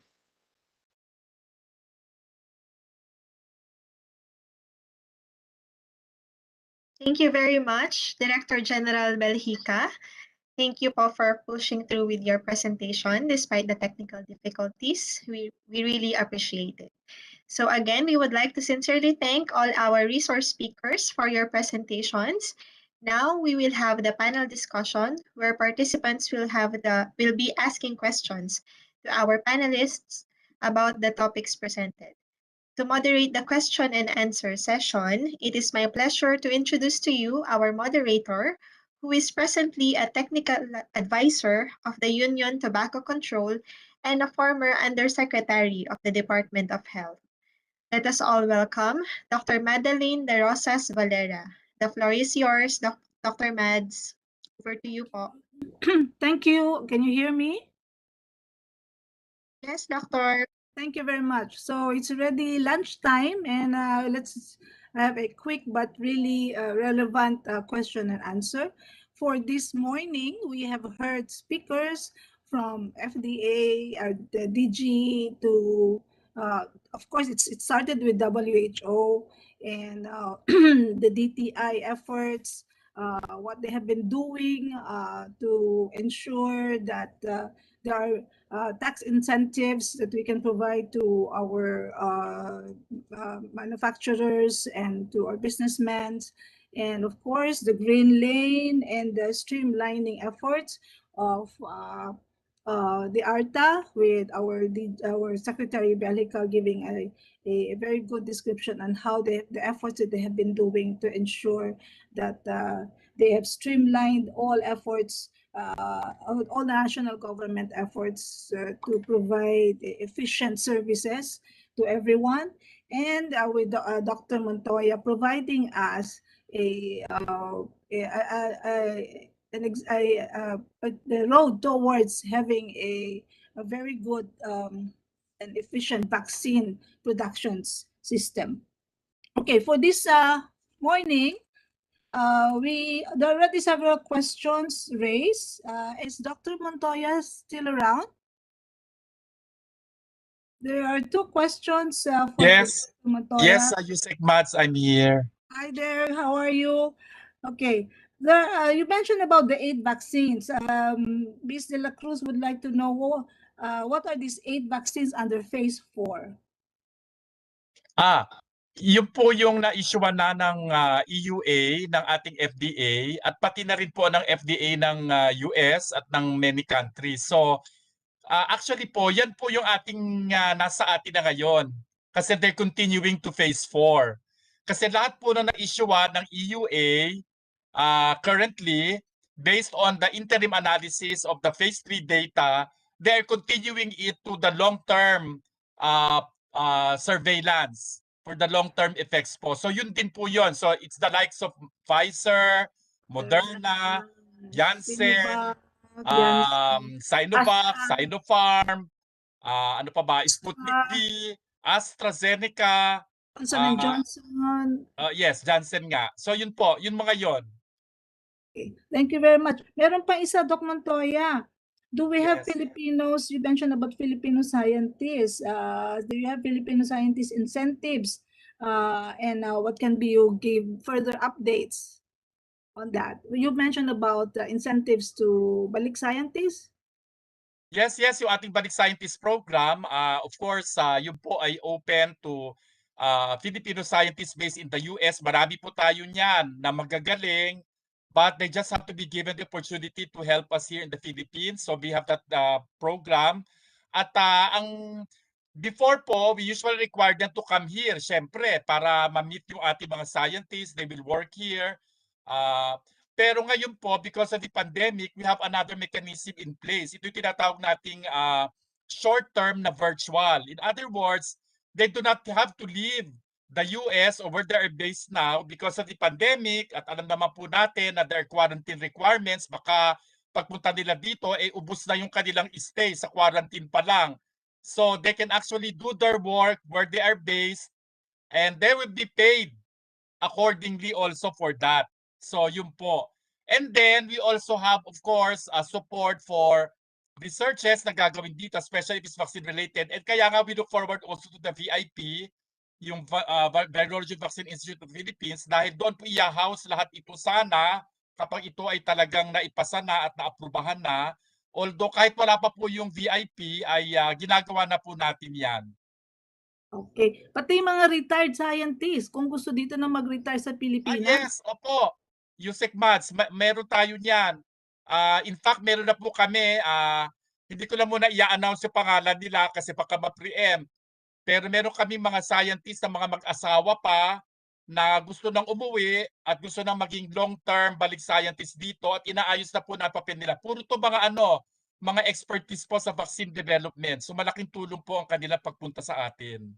Sana we could have more experts not only in vaccine development but in drug developments and even in healthcare.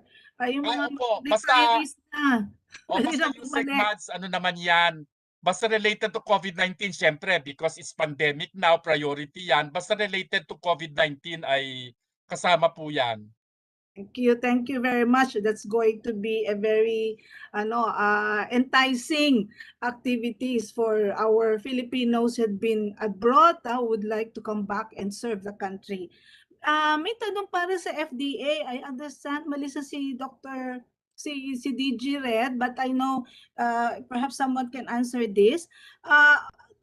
Someone said they appreciate, I also appreciate the work of the FDA and how I know how hardworking they have been. They appreciate the verification portal of the FDA. But on the licensing online and internet drug outlets, there's someone had given issue of, on the platform for fake and substandard medicines and even so much overpriced medicines. So anyone who would like to respond on that?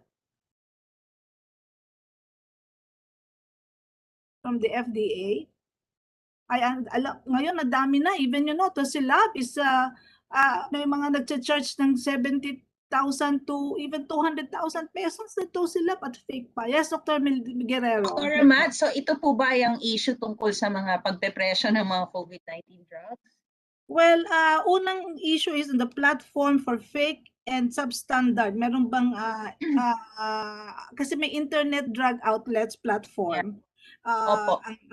For fake and substandard drugs and even overpriced medicines. Yeah, okay. Yung pong sa fake and substandard drugs, nako, wala na po kasi si DG Domingo, pero ang current regulation po natin sa internet sales, actually po, ina-allow lang po yan ng FDA kung po meron silang physical store na may license to operate. Otherwise po, kung wala po kayong license to operate na isang physical store, actually hindi po allowed po yung internet sales right now, and that can be punished by the Food and Drug Administration. Kasi mahirap naman pong i-trace kung peke ba yon, kung online lang yan. So hinihikayat po namin na isumbong sa Department of Health or diretso sa Food and Drug Administration, lalo na kung meron po kayong suspetsya na ang mga binibenta online na hindi po dumaan sa tamang regulasyon ng Food and Drug Administration.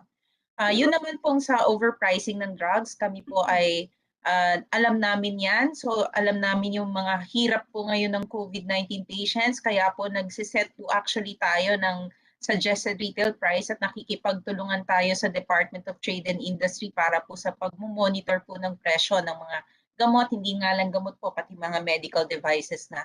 Pero marami nga pong nagkukwento, although wala po kaming minsan yung mga overpricing, yung black market po ay kailangan po may sumbong, may formal complaint, may resibo para po mahabol natin kasi may mechanism tayo makipagtulungan sa DTI, pati po sa Food and Drug Administration kung nag-exceed po sila doon sa maximum drug retail price kasi po ang tocilizumab, for example, naka-maximum drug retail price yan before pa tayo mag-pandemya.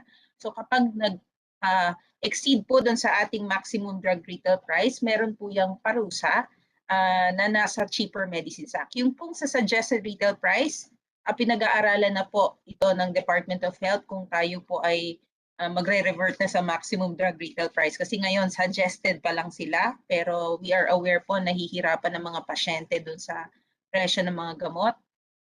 Meron naman pong mechanism together with the DTI, yung mga kung ito po mga pagprepresyo na ito ay nagba-violate po. So nagko-commit po ng tinatawag natin na price manipulation under the Price Act. So pwede po itong imbestigahan. Yun nga lang po, kailangan po magsumbong formally sa Department of Health or sa Department of Trade and Industry. Okay, but we know very well that many of those drugs being sold online do not have an actual outlet, di ba? Physical outlet. So beware, just to be sure you don't just buy anywhere, especially, but you know, especially if you are in need of a life-saving drugs like tocilizumab, kakagatin mo kahit 1,000,000 siguro yan, mabuhay lang ang mahal mo sa buhay. Okay, yun lang how can we, is there any means for which DTI or other efforts from the government to at least, you know, make sure that we have the much needed medicine?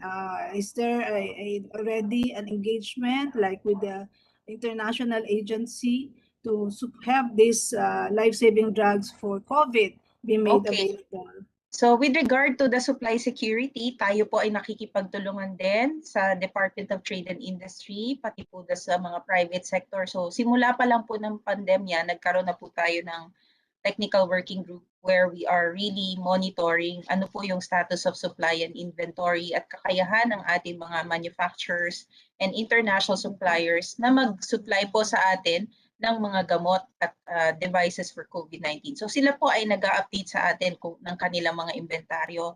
At may mga ilan-ilan na po na mga manufacturers who have notified that they cannot replenish. At the global level, meron po talagang shortage na nangyayari katulad nung sa tocilizumab. So we would like to notify everyone that the shortage is really global. We are competing with other countries with regard to the supply of this product, which has been recommended in the WHO Living Guideline and the DOH Living Guideline. So ngayon, ano po ang ginagawa ng Department of Health? Ine-explore po natin na baka po mag-source tayo, magpatulong tayo sa UN na mag-source nitong gamot dahil nga po nag-notify na po ang may-ari nito na hindi sila makakapag-replenish. Meron din po mga local suppliers na pwedeng mag-source from other countries like India and Bangladesh. I think the FDA is allowing these products, mga biosimilars, to come in, pero kailangan po sumunod sa regulasyon. So we are exerting all efforts po para po mapadali yung pagpasok ng mga gamot. It's just that talaga pong pahirapan itong supply ng tocilizumab. For remdesivir, we were informed that medyo stable naman ang supply at marami pong mga generic suppliers that are locally supplying us, although they're importing. I think ang pinaka-problematic lang po talaga ngayon yung tocilizumab. Okay, so hopefully we could have the tosi soon back to the Philippines, yung hindi na talaga bumili sa black market. There's another question. Thank you, Dr. Meme, for that very extensive explanation. There's another question from GMA7 reporter, Ms. Tulad, for Dr. Rabi or anyone from WHO. The question is, may I just get the reaction of the WHO on the proposal to vaccinate children, especially with some face-to-face classes about to start. Also, with the COVAX allocation of vaccines for the Philippines be affected? Should the government push with the booster shots and adolescent vaccinations? Thank you. Yes, thank you very much for Dr. Mads and to GMA7. But I respectfully need to decline to answer the question for Dr. Rabi because I'm not authorized to answer such questions. But please rest assured that these questions will be forwarded to Dr. Rabi and through the proper forum po. Yeah. Undersecretary Valera, so I can probably weigh in po dun sa vaccination sa children kasi napapag-usapan na rin po ito sa DOH. So ang policy po ngayon ng Department of Health, of course, we would like to assure na lahat po ng ibabakuna sa atin mga kabataan lalo ay dumaan sa regulation po ng FDA, dumaan po sa experts recommendation katulad ng HTAC at ng mga NITAG. So pinag-aaralan po yan bago po tayo maglatag ng mga bakuna for the children. Pero rest assured po, pinag-aaralan na po ito dahil talagang kung kailangan na talagang bakunahan ng mga bata, it's just that we have to follow po the stringent regulation to ensure that the products are safe, effective, at magiging mas mabuti po para sa lahat. Thank you, Meme, and thank you, Miss Barcelona. Alam niyo po, makukuha lang naman ng mga bata ang COVID sa matatanda.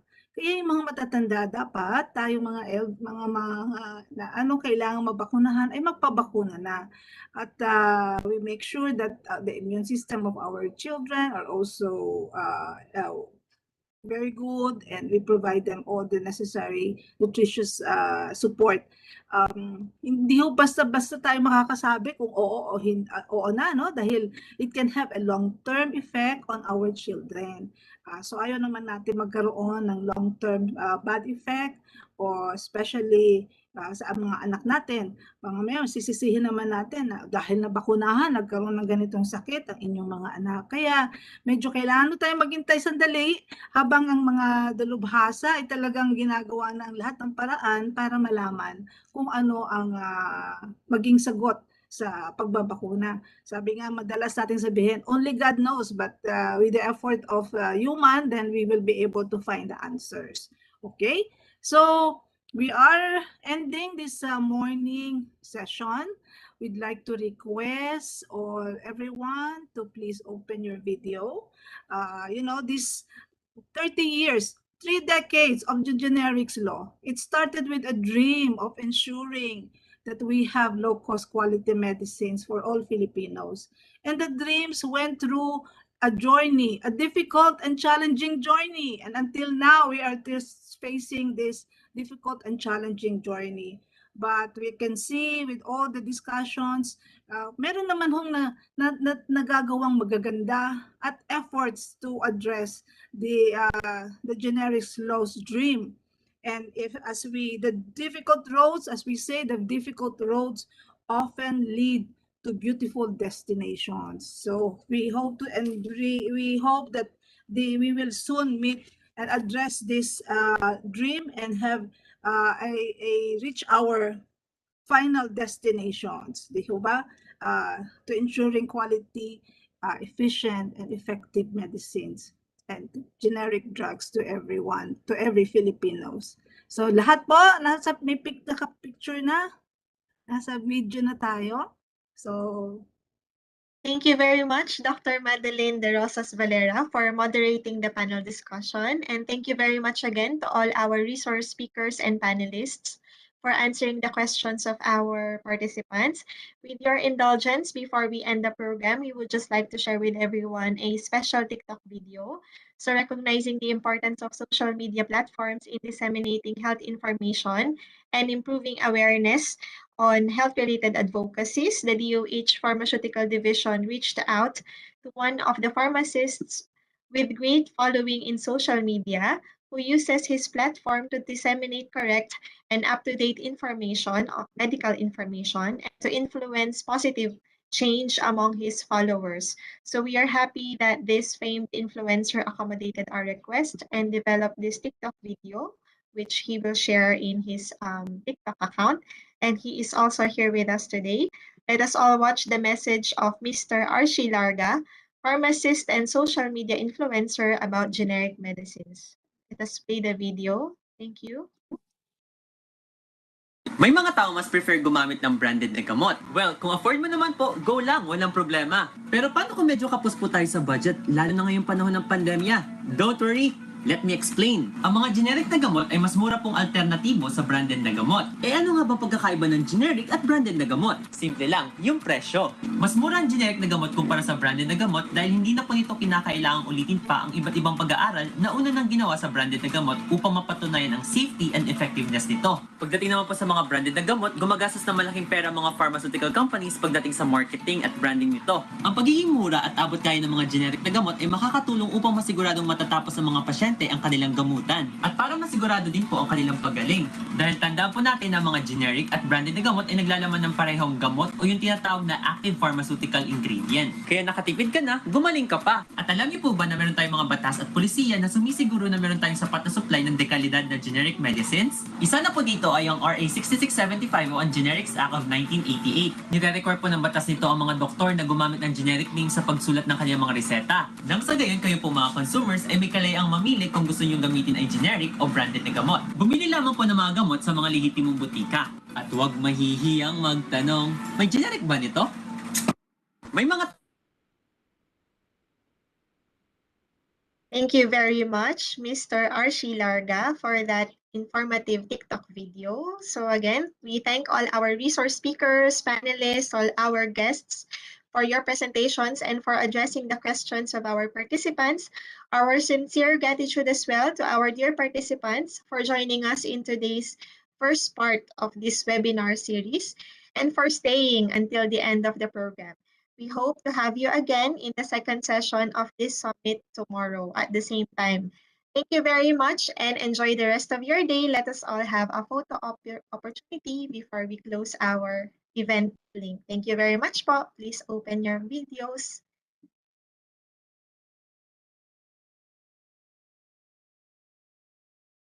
Open na po.